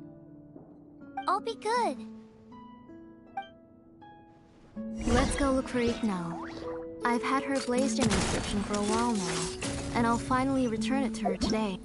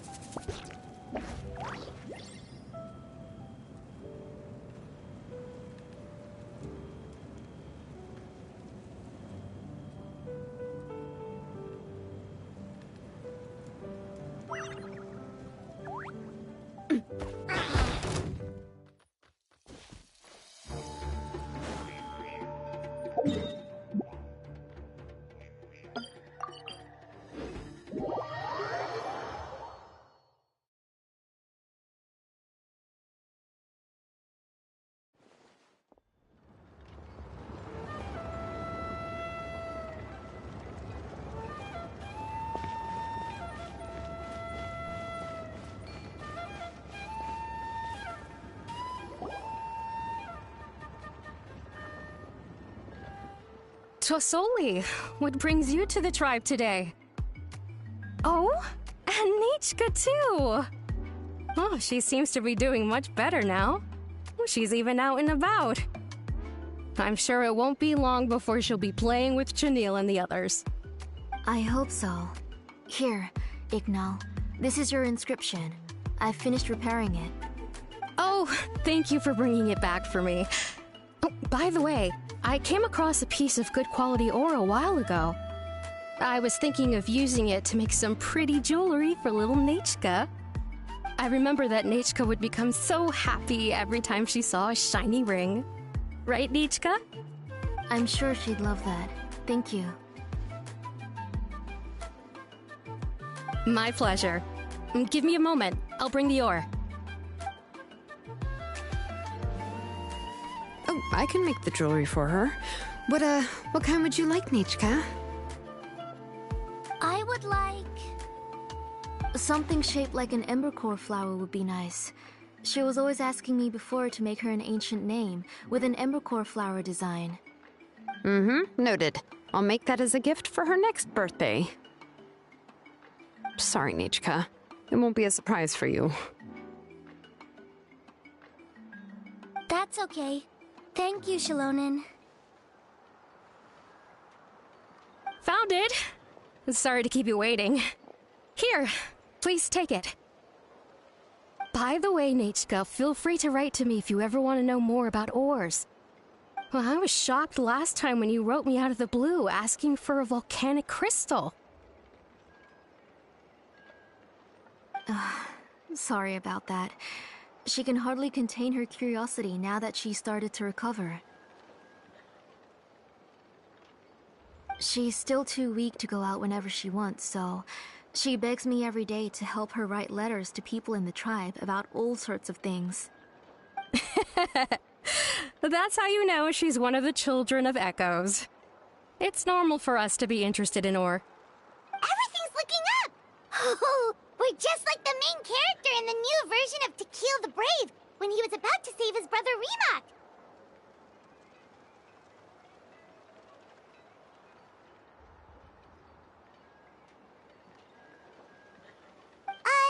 According to the story, we should be right around... let Paimon see... Ah! To kill prayed to the goddess of mountains and fire. Let my brother's name ever live on! I am willing to sacrifice my heart and blood in return! The goddess replied, I've heard your prayer, but your brother is no longer your kin. His name has sunken into the deepest of depths. Then Tequil said, turn my blood to fire so my heart may illuminate the depths. I will bring my brother back before my blood runs dry. Oh, you remembered that whole line, Nichka! Paimon remembers that's exactly what the book... Huh?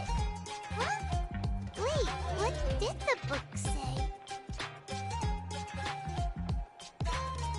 Paimon finished both books in one sitting. A lot of their content is nearly the same, so it's easy to get mixed up. But the ending in the older version is more interesting. Even if it's hard for kids to, well, completely understand. Oh, wait! Nichka hasn't read the other ending. It's okay, just wait a bit and Paimon will read it out for you. That's not true. Actually, I already know the other ending. You already know the other ending? But didn't you only read the edition your mom got for you? Hey, what are you all chatting about so happily? Huh? Mom, Mr. Traveler and I were just talking about the ending of that book. We were just talking about how the bad guy was defeated and everyone returned home safely. It's a really happy ending.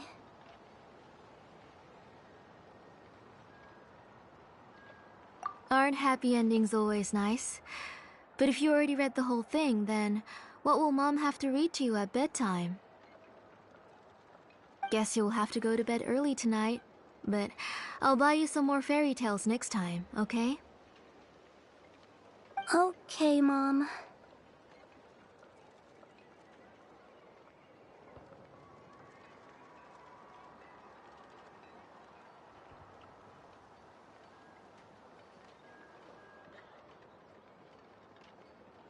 It's pretty good quality. I'll be able to give Nichka a beautiful and durable piece of jewelry for her next birthday. But, you know, for now, let's focus on celebrating her upcoming birthday. Where are we headed to next, Auntie? Next, let's visit Apaish Palan. He should be close by. Stay close, Nechka. Don't go too far. Yes, Mom.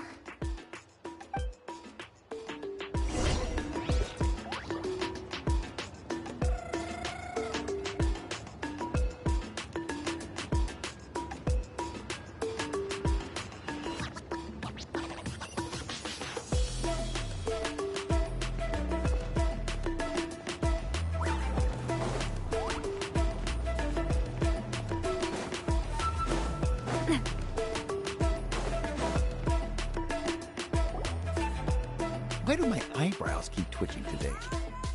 Strange. That means you're about to hit the jackpot, Apashpalan. I'll give you a discount like usual.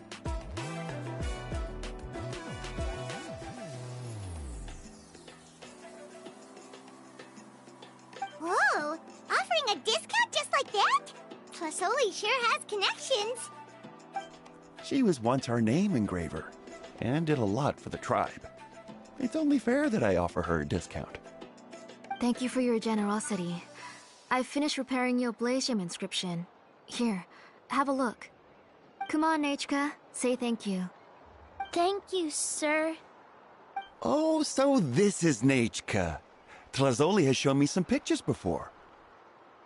It looks like you're doing much better now. How about this? Go ahead and pick anything you'd like from the store. Think of it as a gift from me. No, that's all right. Mom told me that you've already given a lot to our family. Oh, well, that was for your family. I've never given anything just for you. If you don't feel like it, you can also let your mom choose for you. Oh, no need to stand on ceremony, Auntie. Go ahead and pick something for Nechka. His drills and small clamps are good quality. The measurements of each part are exact, and they're always very durable. I always come here to buy things if I find myself in a pinch. Oh, do you have any child-friendly safety scissors? I remember seeing a few different styles. I have a few in stock, but I put them in the back. Let me bring some out for you to pick. Oh, no need to bring them all the way here. Why don't we just go in the back and choose there? It should only take a moment. I don't know much about that kind of scissors. Why don't you just go yourself and... Well, there are too many different designs and varieties of kid scissors. If you don't come and help me choose, I won't be able to pick one that Nechka would like. Come on, Auntie. It'll only take a moment.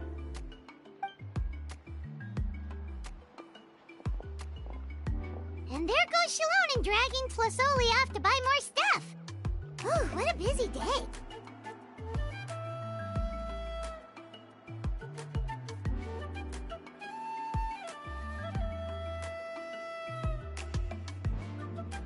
I won't run off.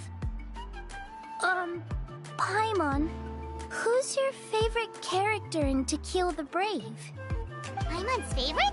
To Kill, of course. He went through a lot to rescue his family. In the old version of the story, he was never able to reunite with his family, but he was still really strong and fought as best as he could.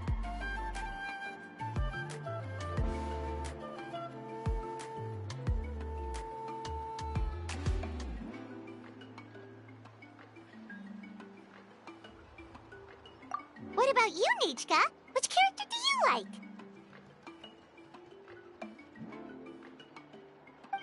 I like Remak. Oh, the one who was possessed by Kuatlique, but never forgot his brother Tequil.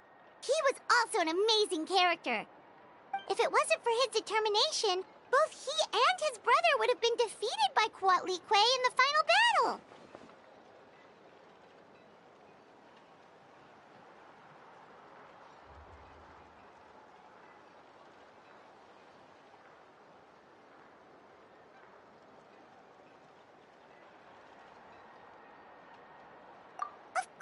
A story's only interesting if you can really get immersed in it. Hey, Nechka, why don't we play pretend? You can be Remak, and Paimon will be Tequil, okay?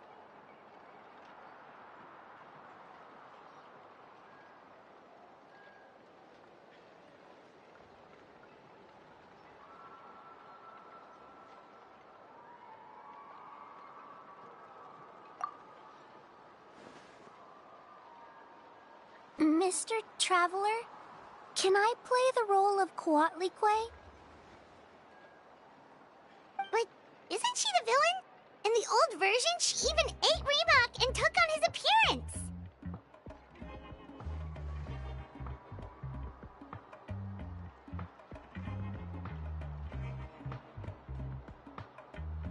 Ah, right. She read the version with a happy ending. And that one, Coatlicue was defeated and the brothers both survived. Well, it doesn't matter. Only the lines at the end were different. You can go on ahead and say your favorite lines, Nechka. Paimon's read both versions, so she'll be able to play along. My favorite line is the one from the end. It's... Come here, Nechka. Look at you. You're sweating. Mom! Let me wipe your forehead. Now, drink some water. This child.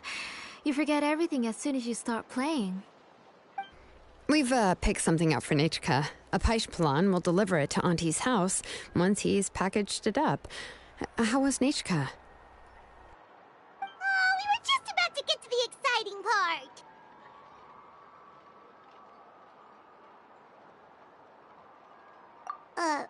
Really?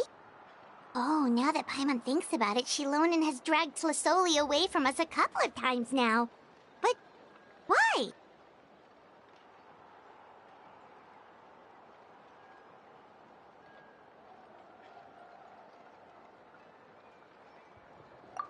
Let's talk later. Just trust me and act normal for now. Oh, we should head to our last stop, Auntie. It's real hot today, and we shouldn't let Nechka be in the heat for too long. Right. Let's go see Chevin and head back home.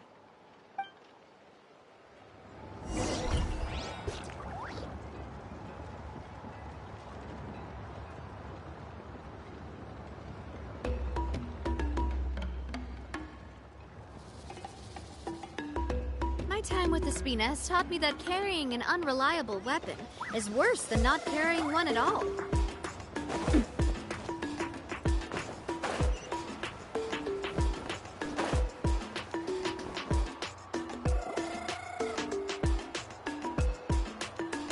I finished repairing your Blaze Gem inscription, Chevin. I've also reinforced it so it shouldn't fall apart so easily now. Thank you. How about the volcanic crystal? Was it usable? Yes, thanks for that. You're welcome. I just want to see Nechka get better. Thank you, Miss Chevin. It's fine. Honestly, you're both too polite for your own good. I was wondering where you got the ore for such a large-scale Blaze Gem inscription. So you must be one of Auntie's accomplices, then. Oh, Shilonen. We already know what's going on.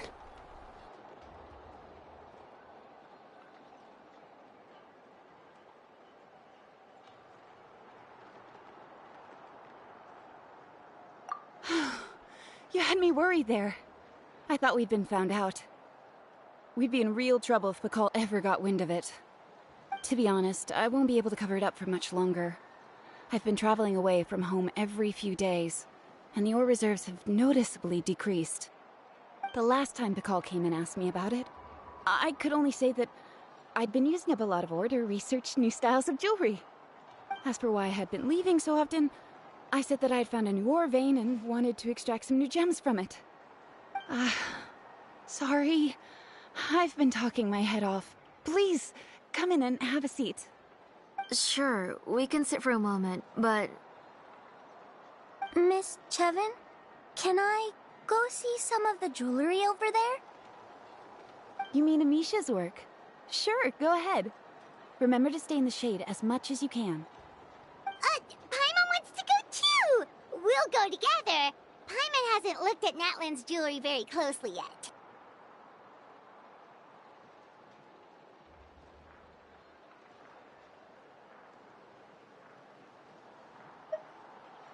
Really? Then Paimon's gonna take a good look at what they have.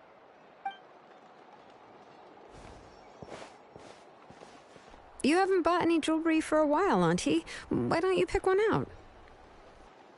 Come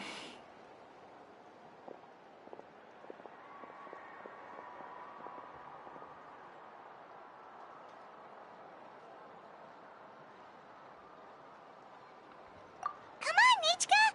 We don't know anything about Natlan's jewelry, so you can help us pick something out! Mr. Traveler, Come here, Nachka. Huh? Sorry, Chevin and Shilonen, but it's already getting late. We should be heading back now.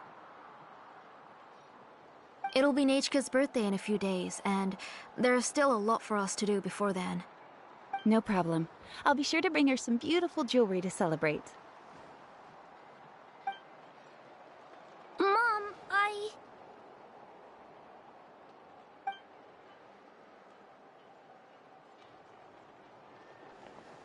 You're getting hot again. Here, Mom will carry you. Let's get going. You forget to take care of yourself once you start playing. Let's go back and we'll have a talk. I didn't. Nachka, I never taught you to lie. Sorry, Mom.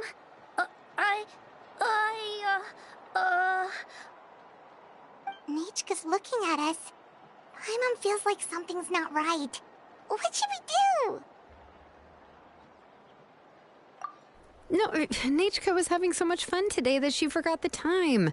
It's not a big deal. Let me help carry her home. I'm worried you would also have to recover if you carried her the whole way. No, it's fine. I'll carry her. Let's go, Nachka. It's time to go home.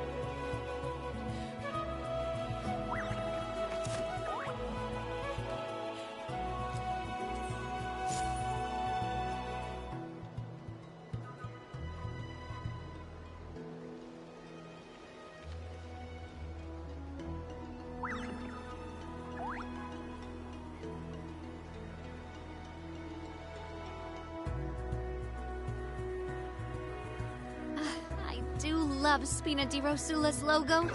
It was designed by my mother. Have you noticed how it's shaped like a heart?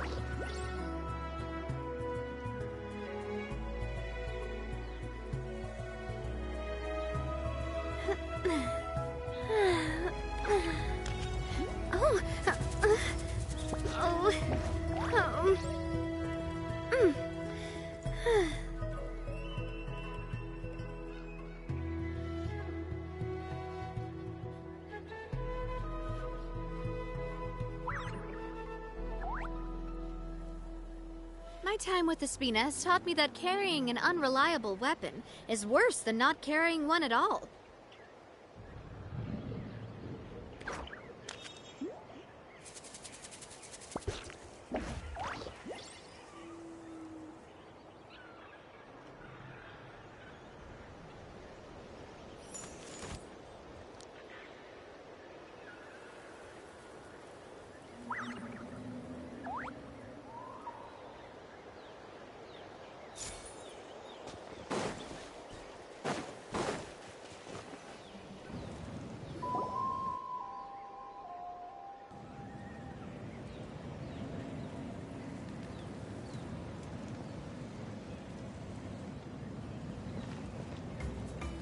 Thank you, everyone, for spending so much time with us today.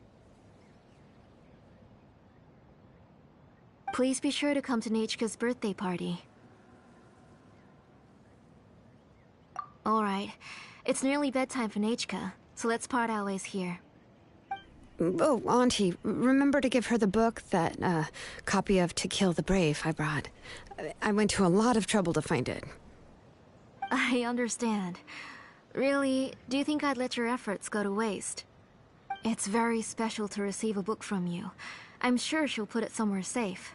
Right, Nechka? Yeah. Thanks, Shilonen. Oh, put it somewhere? Isn't she going to read it? Well, I've read the story to her many times already. She's even memorized nearly every line. No, that won't be a problem, Auntie. Nechka's probably never heard this version of To Kill the Brave. Oh. What's different about this version? The majority is about the same, but the ending is different from the one that you bought her. The one I gave her is the unedited version that was originally published. It was released long before Nechka fell ill. Oh, but I remember you were never very interested in fairy tales, Shilonen. Huh. Well, I was just thinking that if what you said about Nechka's illness is true, she shouldn't be able to remember anything about her past before her illness. So, the ending to the original version of To Kill the Brave is also part of the past that she should have forgotten. In other words, if she hasn't recently read the old version of the story, then she shouldn't possibly know the ending, right? I don't understand. Why are you so concerned about the ending of this book? Even if she does remember the ending, what does that prove? Maybe she snuck out somewhere when I wasn't watching and read the first edition of the story. Yeah, okay, that is a possibility. After all, she does remember things that have happened recently. In which case, yeah, let's go ask around the tribe and see if anyone remembers Nechka reading the book. There are only a few shops in the tribe that sell books, or we can just ask Nechka where she'd read it. The booksellers all have inscriptions, so there's a chance that their memories... So, you admit that the inscriptions can affect the tribe's current memories? I was very clear that I would consider that a crime and would stop all work on it. There must be a few more books at home. I do not wish to see your blood be reduced to ash, but I have seen the light of your heart and spirit. I beg your pardon? Nechka, where did you read that book? Answer me. Go home, Nechka.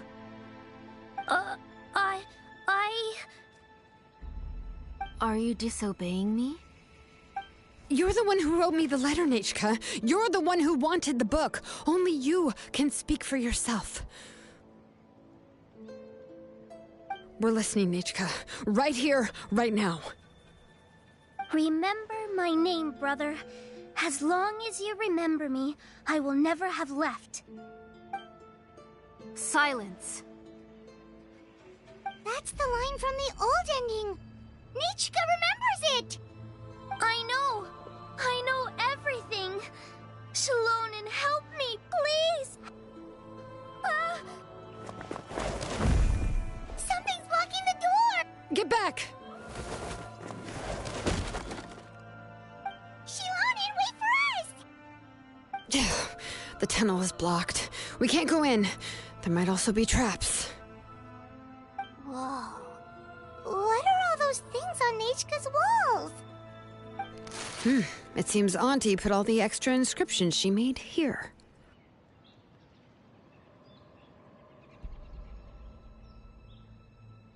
If she's trying to finish that ancient name, there's only one place she could go. Come on, follow me.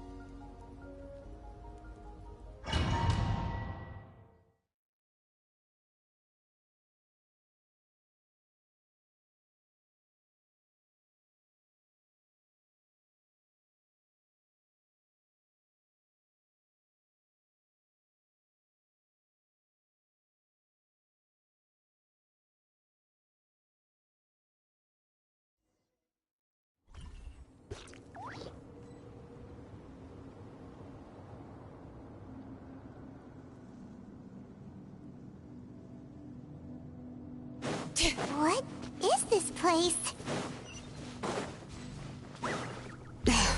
Auntie's workshop. It was supposedly closed after she stepped down from her position in the tribe. But it appears that we've all been deceived. Why are there people up ahead? If you're up to shady business, let's you have to finish hire this shady fast. people to help you. Let's go, don't hesitate!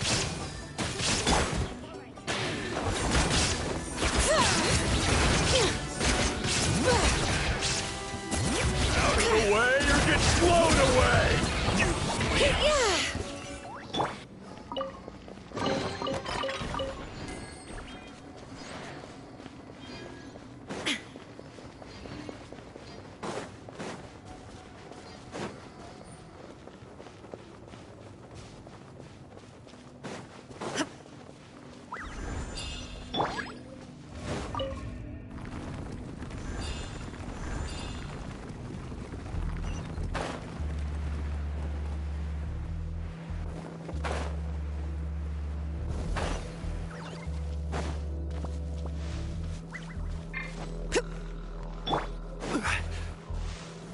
Stabilize!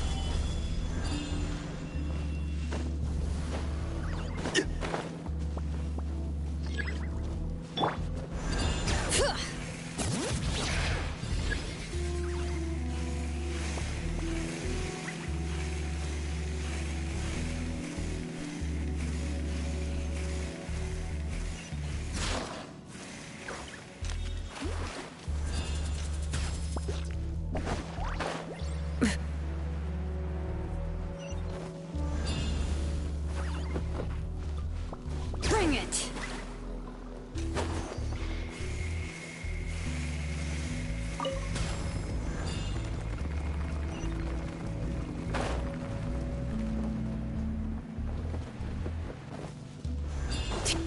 Yep.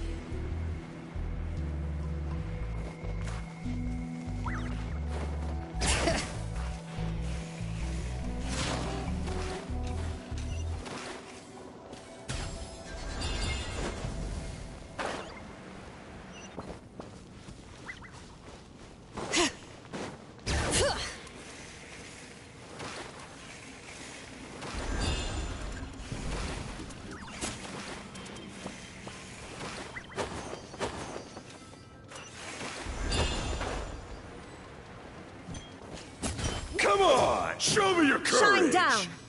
Gotcha! All right.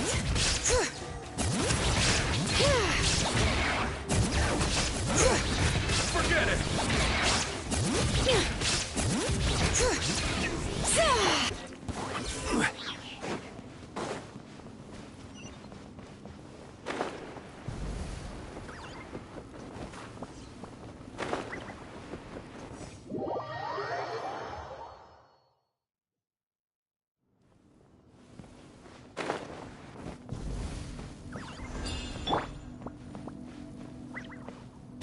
Bring it!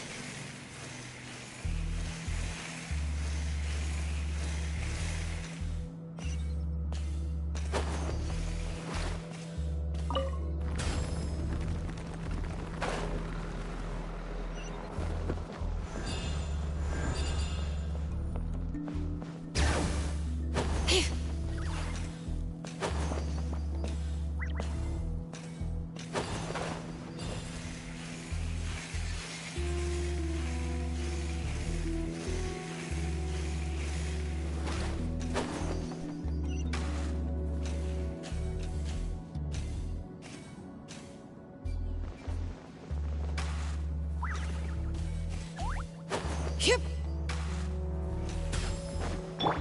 Illusion shattered! Let's finish this fast! Huh? Solidify! All right.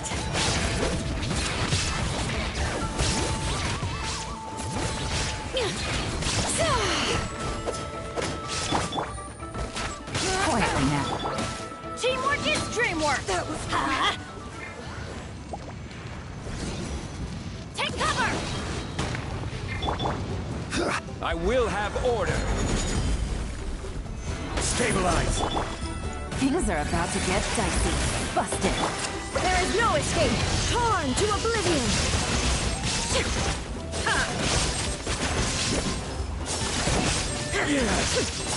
Yes, you are.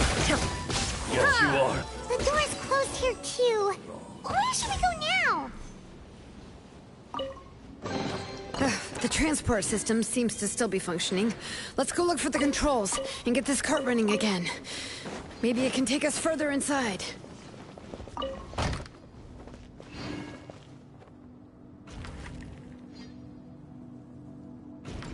All right, let's keep going.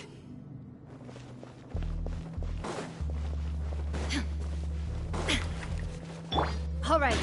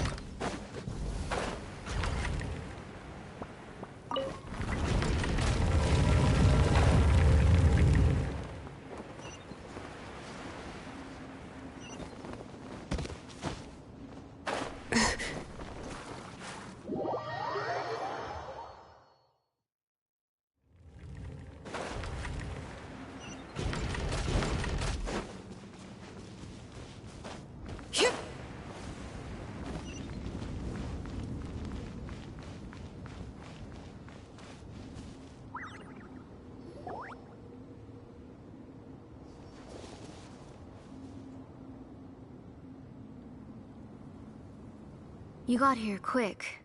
Impressive. Nechka's up there! What are you planning to do to her? I never lied to you. All this time, I've only been trying to save my daughter.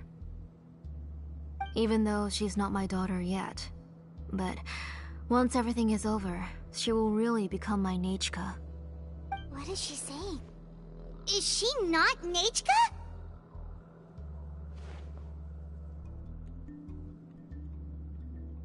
So you figured it out.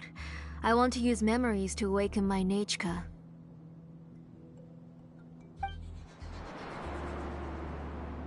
She has stayed in the Night Kingdom for far too long. She's afraid of the dark and cold. I'm the one who made her stay there alone, so I must bring her back. Don't worry, Nechka. Mom hasn't forgotten anything. She has always remembered your name.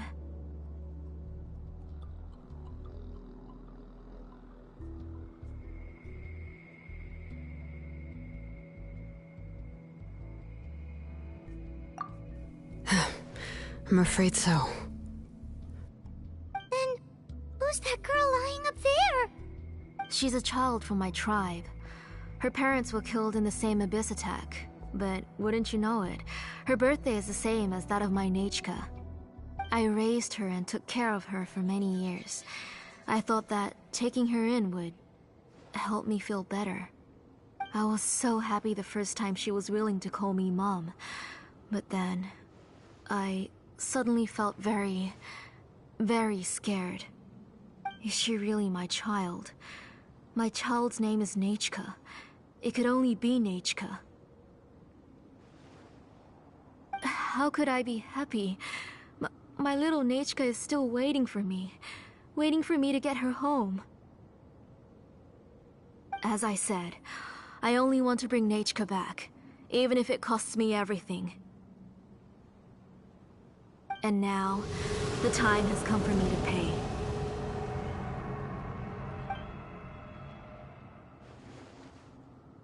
As for my useless ancient name, it's finally time to put it to good use.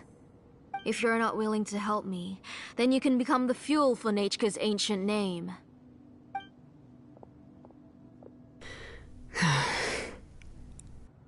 Shilonen, you have yet to make a move. I take it you're examining the inscriptions around you. It's no use. I've already set up the Blaze Gem inscriptions, and the engraving diagram has already begun to run. It's all thanks to your ideas. Now, the central inscription will finally become Nechka's ancient name. After Nechka returns, I'll make sure to invite you to her birthday party.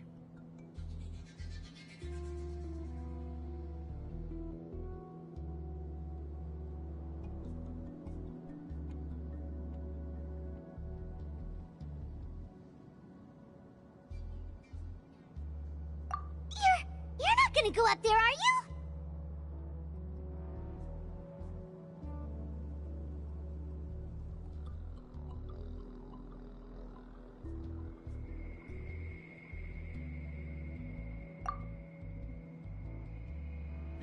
There's a flaw in this engraving diagram. The weak point is almost about to activate. So on my mark. Don't worry, Nechka. Don't worry. Mom is here. 3. Mom will always be with you. I'll never forget you. 2. Wake up, Nechka. Now. Please, wake up. 1!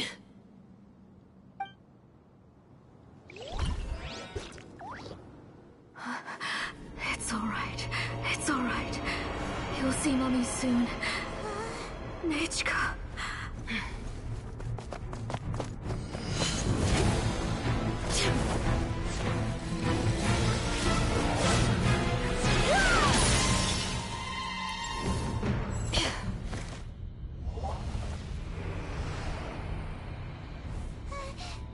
Keep back!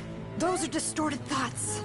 And the mists are the thoughts' twisted cries. If you become tainted by them, they will control you, and you'll never be free again. Where are you? I don't want medicine. It hurts. It hurts. Why am I alone? Nechka, why? No more medicine. Will you stay with me forever? Please never leave me again.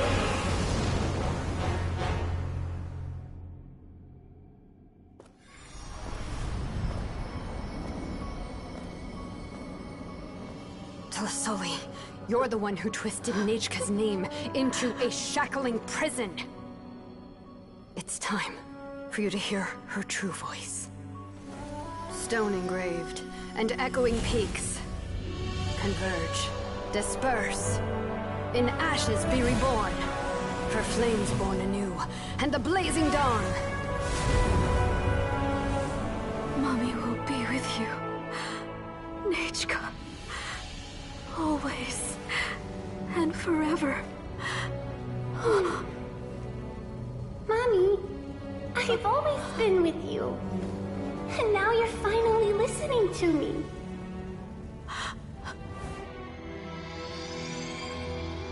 The old births the new, as flowers shield the roots, so life ever cycles until we return to the loam. We've known each other a while, but we've never met. You're Nechka? Yes, but I still don't know your name. My name's Napeka. It really suits you.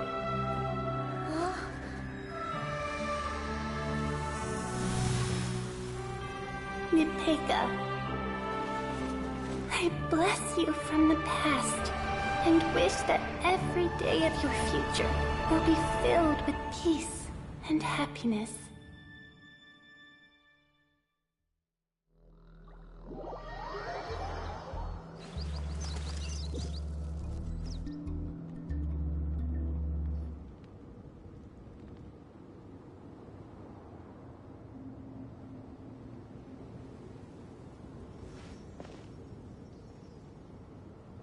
I saw Nechka and was speaking with her, but now, where did she go?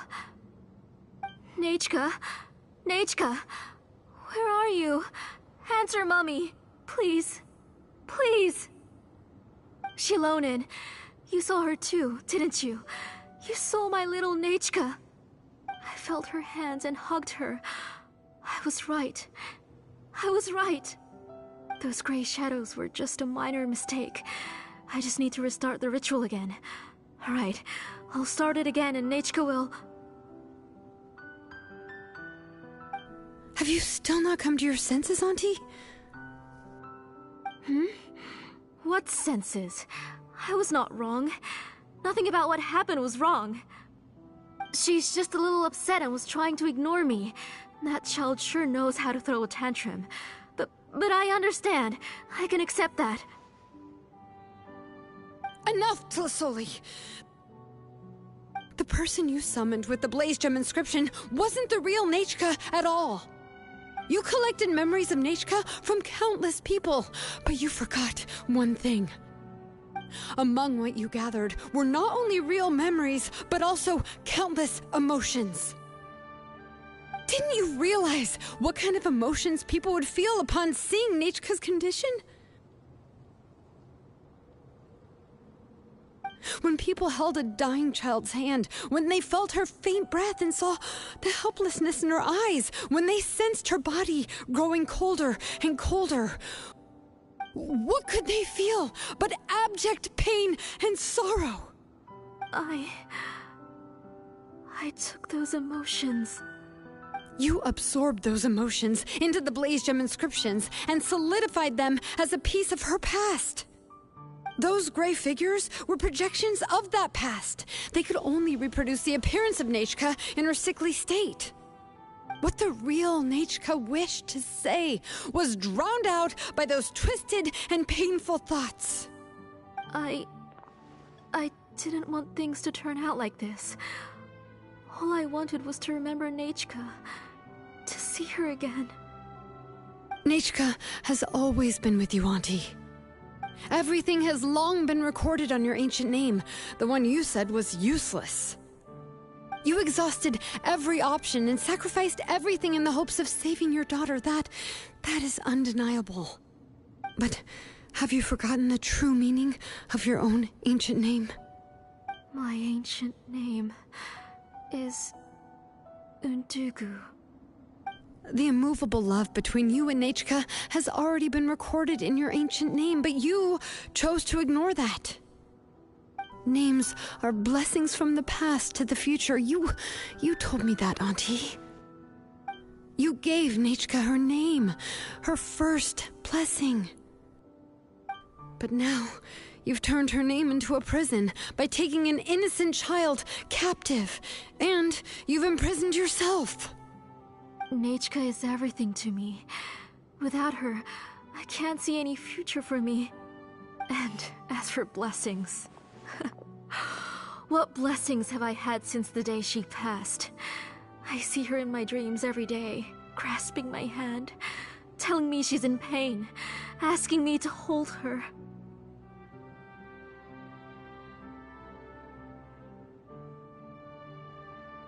But I can't say anything. I can't grasp her hand. All I can do is shout her name over and over again until I wake up. Every day, every single day, I've hated myself, and ancient names too. Who knows? Maybe hate would have been the only thing left to her too. You think Nechka would have come to hate you?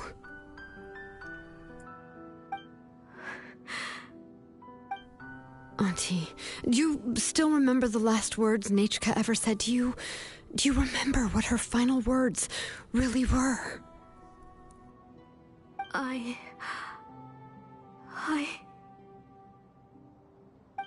The reason you haven't felt blessed is because you've forgotten the true past. Auntie, you've been wallowing in memories of your imagination and refused to let go of them. A name without a past is nothing but a withered tree with no roots, rotting without a future. It's over, Auntie. It's all over now. Slowly now. Why don't you stay lying down? Oh, on second thought, this might not be the best place to rest. Shilonen, Nechka, Napecha can already stand now, so we made our way over. Thank you, Paimon and Mr. Traveler. I'm fine, really. The real Nechka helped me just now, so it doesn't hurt much anymore.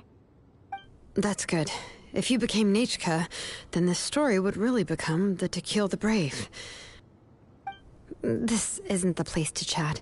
Come on, let's get out of here. But what about Tlasoli? Oh, don't worry. She won't be able to cause any more trouble now.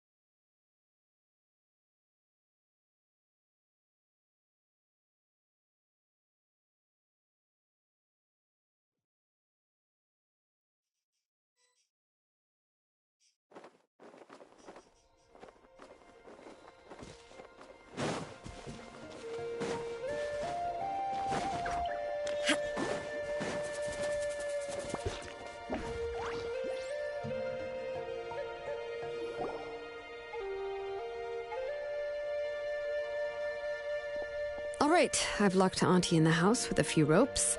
I'll take her to the tribe shortly to be punished for what she did. As for now, we can get away from the house and get some sun. After dealing with all of that, I'm completely out of energy. She's already planned out everything. Shilonen sure doesn't waste time. It's still so scary to imagine. Tlasoli wanted to turn her adopted child into Nechka, and she even nearly succeeded.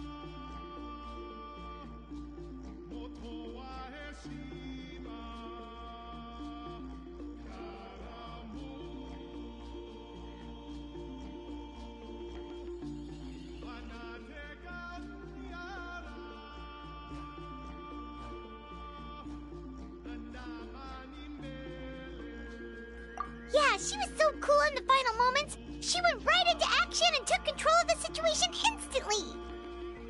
Well, it's all thanks to Napecha's resilience. She never gave up. If it weren't for her bravely trying to get help, then I wouldn't have noticed Auntie's plan so easily.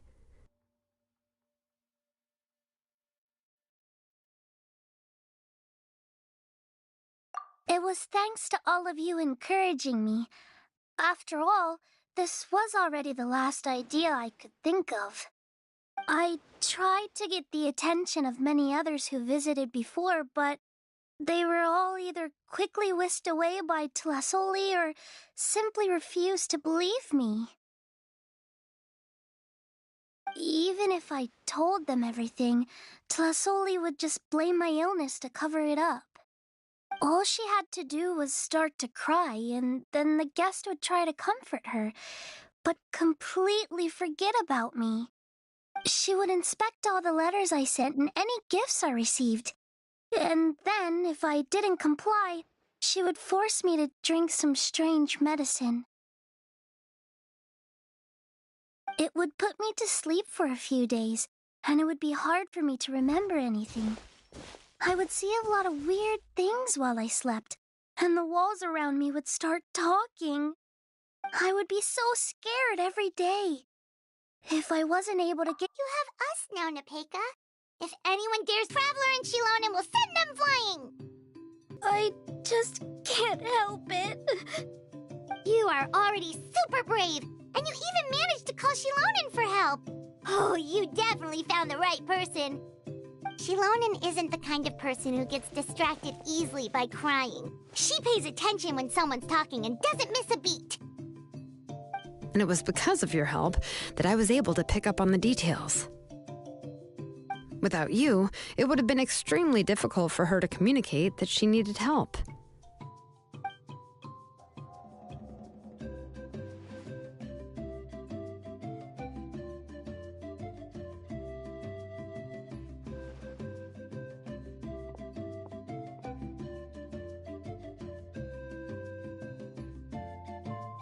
Tlasoli would certainly be more on guard if I tried to speak with her, and would probably have just kept Nepeka locked up in her room again.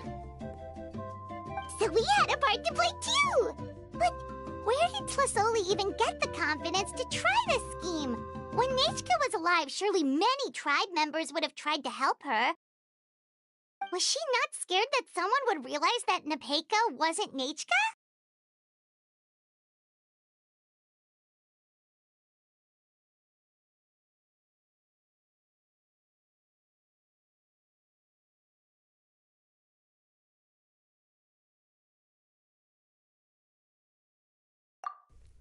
That's certainly a possibility.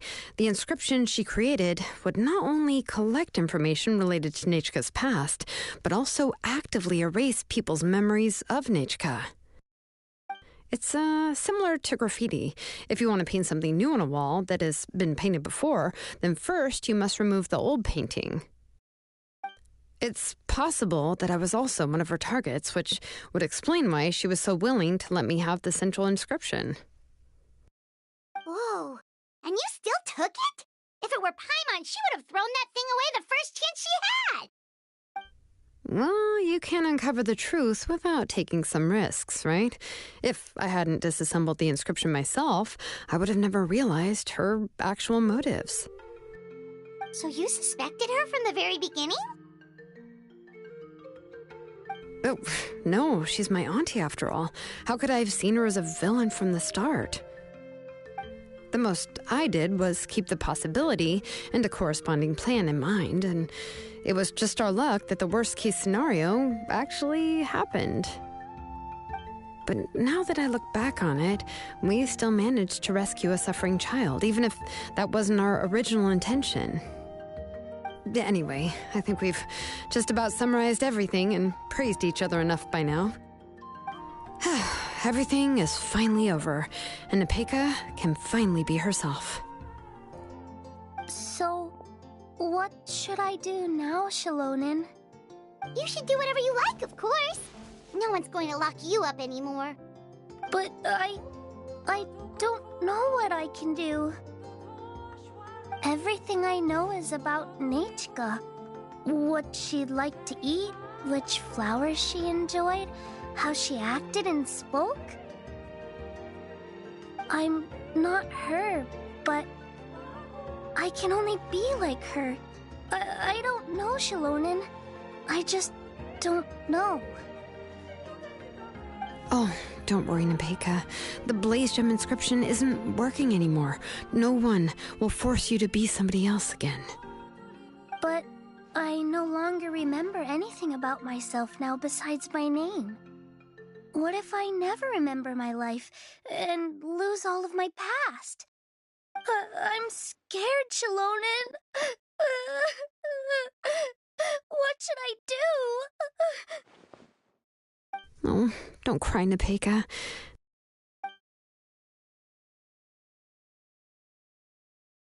Here, take this. I took some ore from Tlasoli's collection and made this as a mold. A Blaze Gem inscription! You can make them too? Oh, of course not. It's just a pretty piece of stone. Take it. I've engraved your name, Nepeka, on the top.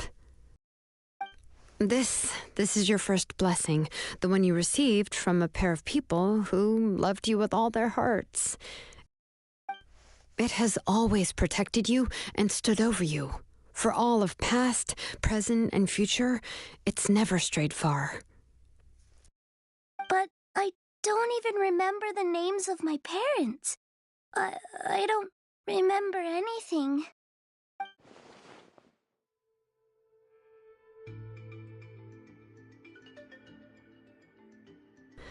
Huh. I won't make any big promises and say everything will return to normal. I'm not sure what kind of future you will face. I can only promise that no matter what the future holds, your name will never fade. This is a blessing given to you by a name engraver.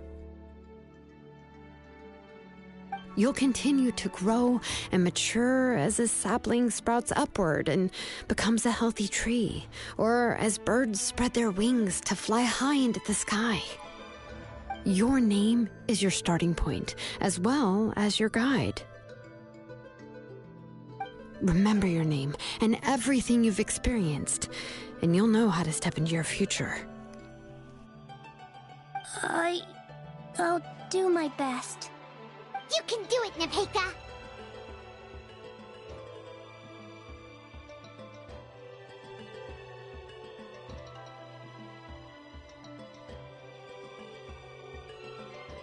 Thank you all. Shilonen, Paimon, and Mr. Traveler. If you really can't come up with what to do, don't worry. Just relax and take it easy. We're from the same tribe after all. If nothing else works, I can always go to the elders and look up your history. And until then, you can stay at my workshop. I can handle another mouth to feed.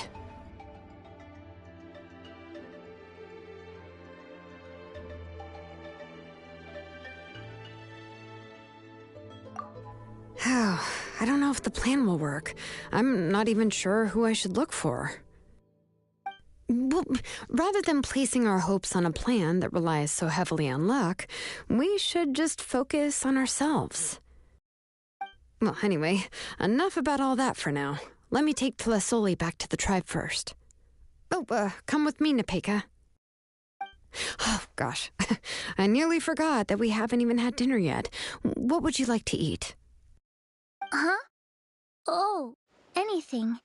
I'm not picky. Oh, good. Let's go. We have a lot of work to do. We have a very busy future ahead of us. Oh, and one more thing. Happy birthday, Nepeka.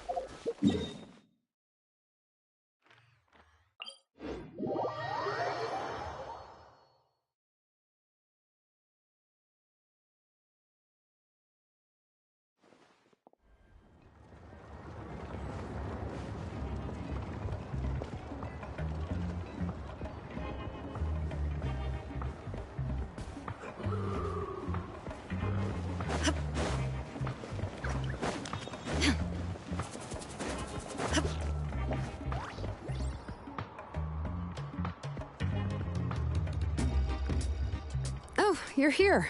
Everything's been taken care of now. I was just about to go have a rest.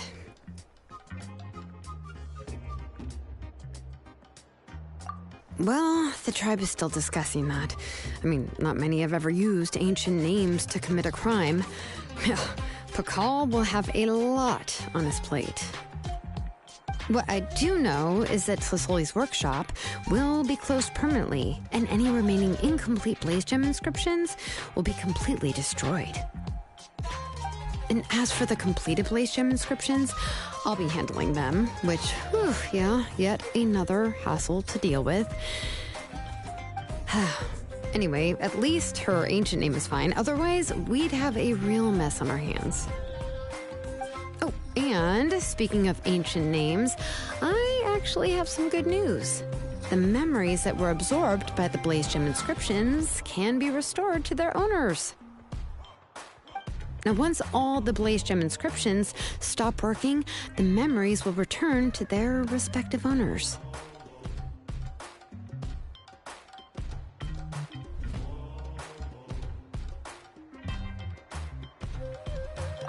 Yeah, that's right. Huh. Wait, now that I think about it, in her attempt to get Nechka to come back, Auntie made the entire tribe forget about her. Now, Nechka really is gone, but everyone is about to remember her. Phew, what a bizarre turn of events. She's resting in my workshop. I contacted others from the tribe and told them about my plan to conduct an official investigation into her history. The tribe hasn't responded yet, so I'm planning to take her in for now and teach her some crafting skills. But that's for another time. For now, she should just rest and sleep. After all, she's got a busy future ahead of her.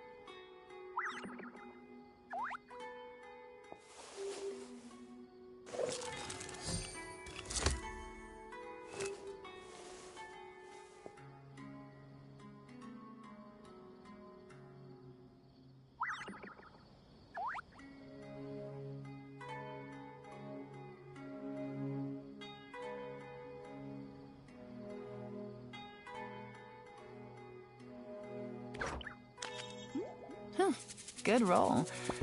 All right, maybe I'll take one more day off and knock out the rest of the work once I'm feeling up to it.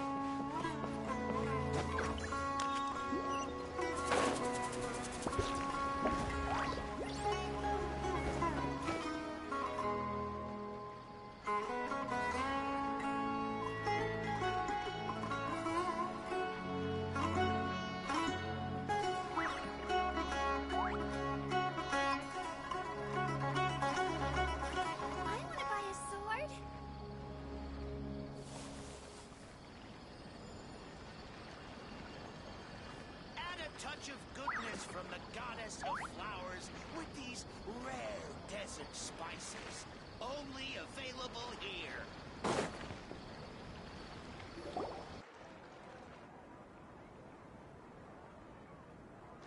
Hey! Tainari and Kali are over there! And Dia and Candace are with them! Let's go say hi!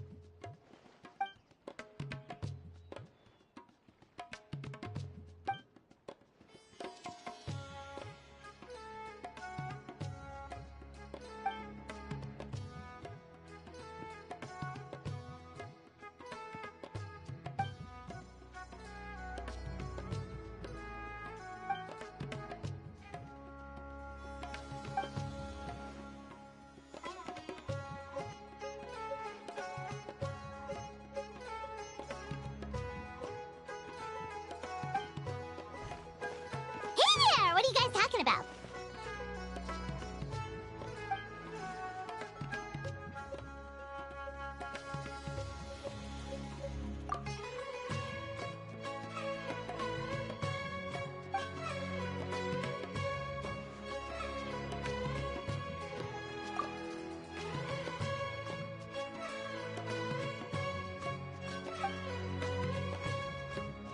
Yep, festivals are...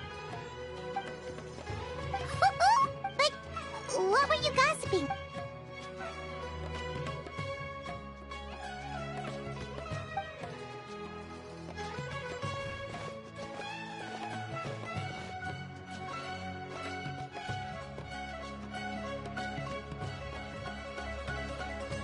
Ooh, a birthday surprise?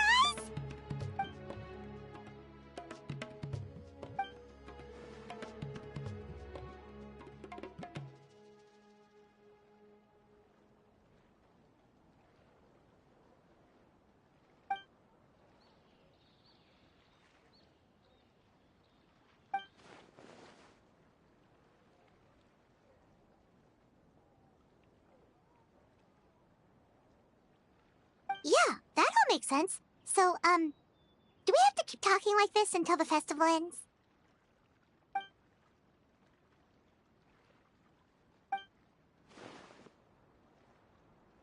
So what exactly are you planning?